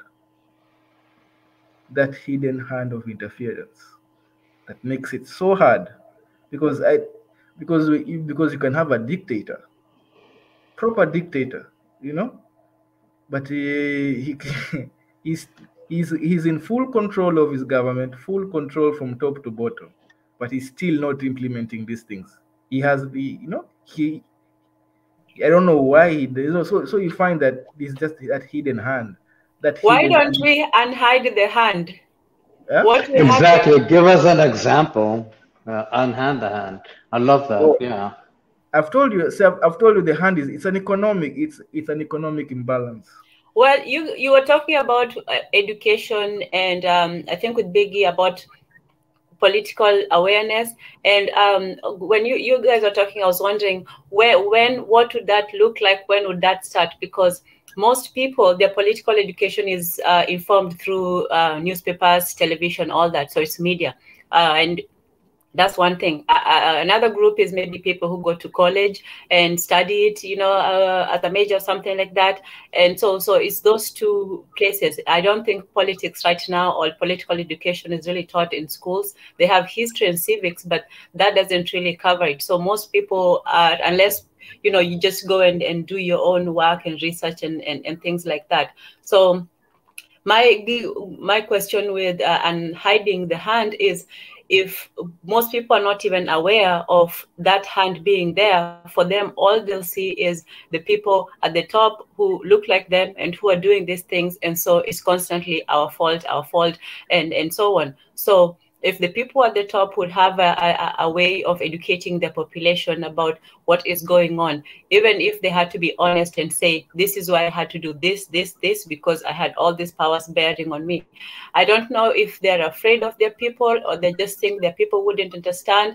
But I think that would maybe make more people sympathetic actually to their position, because at this point they seem like they have all the power and no responsibility at all. I'll yield. No accountability. You're right. Yeah. Okay, yeah, I understand. Let me see if I can get this video. I've played this video once in One Africa. This is a leader of Kenya. I think he's a governor or something, and he was speaking about the elections in Kenya. And I don't know. Okay, let me explain it before I get it. But the problem is, and you're telling me, you made a very interesting point that who are they afraid of? You know, that's actually a very interesting question. Like, who are they afraid of? I don't think they're afraid of the people. I don't think it's the people that they're not looking down. They're afraid of somebody above, and that is what I think. That is just honestly what I think. Like, they're not afraid of the people. I don't think it's the people that they are. It's something from above. And and you've made a very interesting point that how do we unhide this hand? How do we make it that we can see this hand when it's working? And I see this happening in Kenya because it's becoming obvious. And it's not even in Kenya, even in Tanzania, even in Ethiopia. Ethiopia, basically, you saw it like, hey, this war is not natural. This war is not really. Social media is really the one exposing this hand, actually, because you find that just even in Ethiopia, you will just see the obvious bias when it comes to the hashtag. Was it hashtag? I've forgotten the name of the hashtag. No But the more. hashtag no more. No more. Yeah. Mm-hmm. When the hashtag no more is taken down from Twitter, you start to see it. So it's like, hey. So you see how education teaches you to see it, because if you weren't aware, you'll probably dismiss it. But now you see, hey, because you're educated that there is something happening over here, and you find that, oh, now you start to see it becomes way more obvious. So the more and more people who see it like that, the more harder it is for it, because this hand, it has to work it has to be hidden for it to work effectively. If it works in the open, it becomes like an invasion. You know how like it becomes an open invasion, it becomes open interference, it becomes open, and they don't like that. They like it when nobody knows they did it. So when it becomes open interference, when it becomes an open, the way it becomes, when the West then they don't like that type of wording.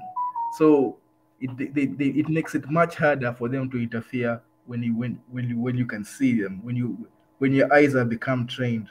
And I see this happening in the youth right now, because now the youth wants to start businesses, because now the youth of Africa are thinking, hey, why can't I start a business? Like that's just basic questions that you get out of that slavery, that maybe you're meant to be employed, or you're meant to be, you just ask these questions that are so obvious, like, hey, why am I not allowed why are we not allowed to have big businesses that are all over the world, like we see them here?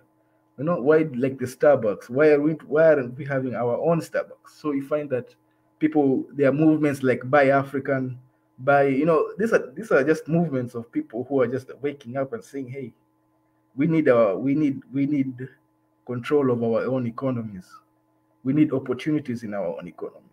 And you see, when the only way to blind these people, I feel like, is through silly things like tribalism.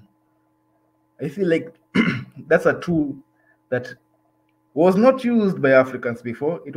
That's a colonial tool. If you look at the history of Africa, tribalism is a colonial tool that they used. Like, they used to put one tribe against each other. That's a very colonial way of doing. That's how they divide and conquered. That's how they used to do it. That's how they conquered Africa, actually.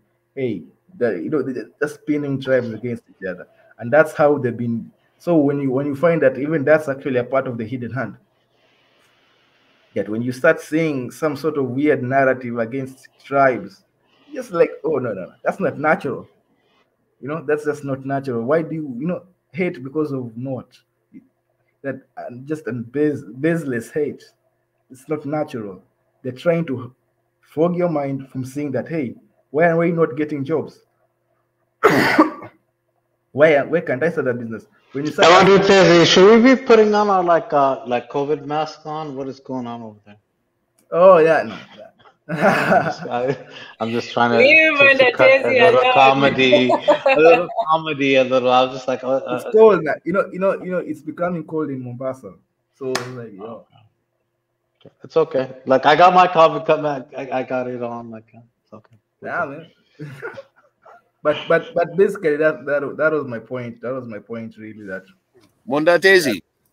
Yeah. Mwenda Tezi. Can you hear me? Yeah, I'm listening to you. Yeah, sorry about that. I had a couple of things that came about. I'm always in your support, and it's a great topic. Please make sure that everybody subscribes, those that are new, and we're gonna bring the schedules out. I'll be on Saturdays for the diaspora. You're on the politics, and then we got the Israel coming in on Wednesday. So just a reminder to everybody to attend our shows, and we have a lot of wealth of information that comes down. So I really appreciate everybody that attended. May Xavier bless you. Thank you.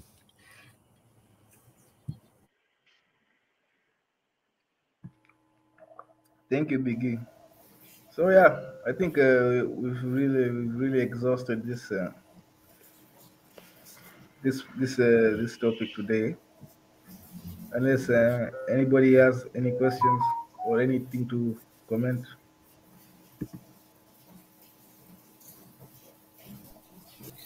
No, it's been a good one.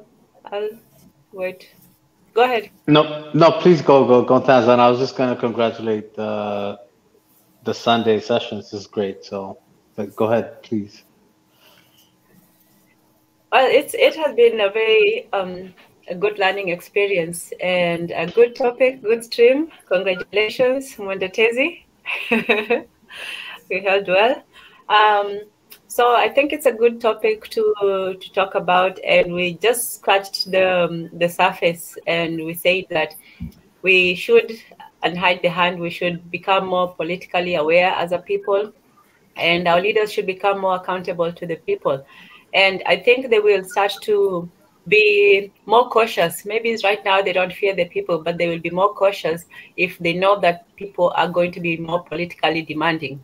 You know, it was easy to play the trickery with, you know, pitting one tribe against another while everybody at the top still soft.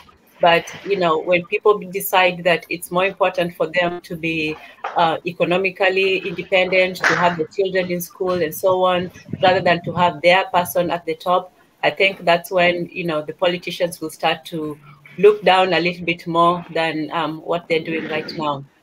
And the difficulty of it is because of the visuals. You see, in Africa, we only see the bad in ourselves. We only see what we're doing wrong, what is wrong with us, what is wrong with our places, our cities, and so on. We spend a lot of time talking about what we're not doing right, which is a lot. You know, our people have a lot of issues to deal with. But at the same time, we should also, like you say, know where these things are coming from. You know, we can call tribalism all day, but tribes are not the problem. We had tribes before, you know, these people, and if we live together for all that time, then obviously tribes were not the problem. Tribalism, which is a new idea of one tribe feeling that they're better than the other, that's not even our idea. That form of superiority comes from outside. We loved each other. We loved ourselves, but we didn't feel that being proud of your tribe was being, you know, arrogant to another tribe necessarily. So there's also a lot of things that have been corrupted, a lot of our ways, even our hospitality. We used to be very hospitable people. We used to welcome people. But when your hospitality is constantly being abused by people who come from outside, then we even become inhospitable to each other. So we should see more. And maybe, you know, in the diaspora, it's more stark because you see the obvious, you know, maybe the discrimination, the hatred and so on. And then when they come over to Africa, they come smiling and so on. So maybe they don't see that other face. But here, it's very easy to see, and you see it immediately. So, yes. Okay, so I'll just say that. Thank you. It has been wonderful, and I wish you all a great week. One Africa. One Africa. And just something, just to tell our viewers, to also watch out for is Tenzin. You're going to be in on Tuesday, right? Yes, Tuesday at the same time. I think it's 9 p.m., but we'll confirm the times. But yes, Tuesday We'll be talking about African traditions, principles, practices, all that good stuff. Yes. Yes, family. Please join Tenzin on Tuesday. On Tuesday, time to be confirmed. But yeah, that's why now you need to just turn on the notification icon so that whenever she goes live, you can join her and be part of the conversation that she'll be speaking about African traditions this Tuesday. So Tenzin will be your host on Tuesday. And tomorrow, His Excellency should also be coming in. Mika should be in here, the live stream. But with him, you never know. He can go live even during the day, even later on, depending on whatever he gets and whatever he feels that he needs to share. So, yeah. But tomorrow, expect His Excellency. For those who've been asking, where's Mika? Where's His Excellency? His Excellency is watching. I don't know if earlier he was connected as well. So yeah, join us tomorrow again, same time, same place on One Africa Swahili Nation channel. And stay tuned. Tuesday it will be Tenzin. Wednesday, Professor Ezra. Thursday, Dr. Abenaiza. Friday, myself. Saturday, Big with the Diaspora Talk. Sunday, with Mwenda Tezi, the political Sunday, the political talk on Sundays. Yeah, my brother, and don't forget to play what I'm putting over there to end this topic right now on the hidden hand. Okay. Let's see. What's happened there? Principal secretary in the security docket and later secretary to the cabinet. So pretty powerful in that regime. And you have had these allegations that even Oburu Odinga says that we had been winning elections but never won. Why? Because we didn't have the system. And there has been accusations, including from Wiper leader Kalonzo Musyoka, saying that the deep state has a big hand in management of the affairs of the country. Does it exist from your perspective? When you served in that powerful office, what was that? What is that? I actually don't know, because when you're talking about the state, of course the state exists. Yes. The state exists, but I can assure you it could be deeper than deep. It could be deeper than deep. And if you have, I mean, honestly, if you have two candidates, say at the rate of 50-50, and the deep state, or backs one, can be sure that that one will win the election. And I don't need to say much, but also there's something else we're also ignoring. And I said the candidate must be credible and appointed and electable, and that becomes very, very important. Even if the deep state were to support a candidate, but we are forgetting also the international angle. This country has a lot of interests from the international, and they also influence a lot. I can assure you from where I sat, they influence a lot. How so? In many ways that I can't discuss here, but many ways. So if they combine with the so-called deep state, you can be sure your goose is cooked. Wow. And Governor, it will be interesting for you to enlighten us a little bit, because the rest of us... It's a no-go zone. So let me just try. The rest of us Kenyans think that you just wake up and go vote, and it will be 50% plus one vote, and then IBC will say so-and-so has won. I mean, what sort of influence, how does it work? Well, it works. All I can say is that it works. So beyond that, of course, it works. I mean, the voters vote. So deep state also includes people in the villages. I mean, it goes up to the polling station. So it doesn't mean rigging. It doesn't necessarily mean rigging. No, I mean, influence doesn't necessarily mean that you have to rig elections. But I think we're intelligent people. Citizens also very keen to see that popular candidates win elections.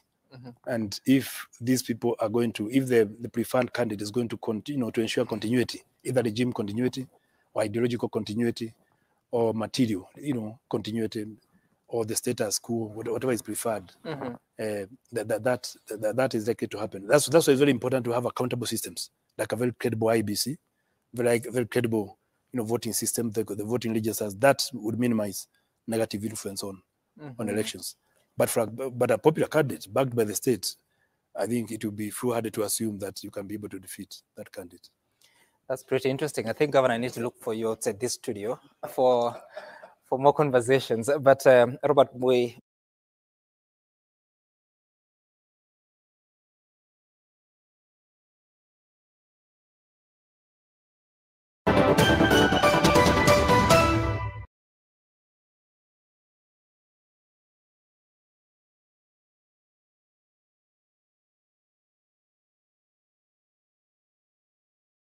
Wow. Thank you, everyone, for joining us tonight on the Political Sunday with Mwenda Tezi. Mwenda Tezi? Yeah, man, it's like everybody left during the video. Yeah. So, Mwenda Tezi, thank you for hosting us tonight. Thank you for keeping us awake, thought-provoking questions, and congratulations on your show again, the Political Sunday with Mwenda Tezi. It was great being here. I was listening most of the time, and I was learning. But yeah, Mwenda Tezi, any closing statements that you we should look forward to in your next show, your next segment? It'll be a surprise. Let everybody, you know, when we get there, we'll get there.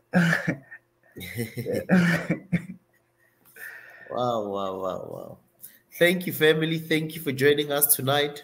If you've not subscribed, please subscribe. If you've just joined us today, you're new on this channel, please subscribe. Turn on, click the like button, and turn on the notification icon, and share the stream so that other people can also know about this. Let's keep the movement rolling. Let's keep growing together as Africans. I'm just going to close in prayer. Thank you, our Father, for this night. Thank you for blessing us with this time to be together, learning from each other as a family. We thank you for your grace. We thank you for your protection. Until we meet again, in Jesus' mighty name. Amen. Thank you, guys. Tomorrow, stay tuned. His Excellency will be in. Sorry about that. His Excellency should be in tomorrow. The Minister of Education is here. The Minister of Education is here tomorrow. Is it Nati? Mwenda Tezi? Yeah, it's Nati. And Tanzan is saying Tuesdays.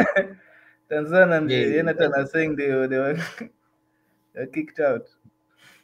No, they must rejoin if they want to rejoin. I didn't kick them out. I don't know what happened to them, but I didn't kick them out. Definitely didn't kick them out. Because I wanted Tanzania to also just remain and stuff. But for tonight, I think we're going to leave it here for tonight. Stay tuned for tomorrow. We'll be live again, same time, same place. Swahili Nation, One Africa Movement. And from me and Mwenda Tezi, what is your closing statement, Mwenda Tezi? On my side is shalom. Yeah, shalom. Happy Easter. He has reason. His reason, and yeah. I don't know. I think you've already said the prayer. We can say, you know, tomorrow there's no work, so everybody, I know, guys are having fun.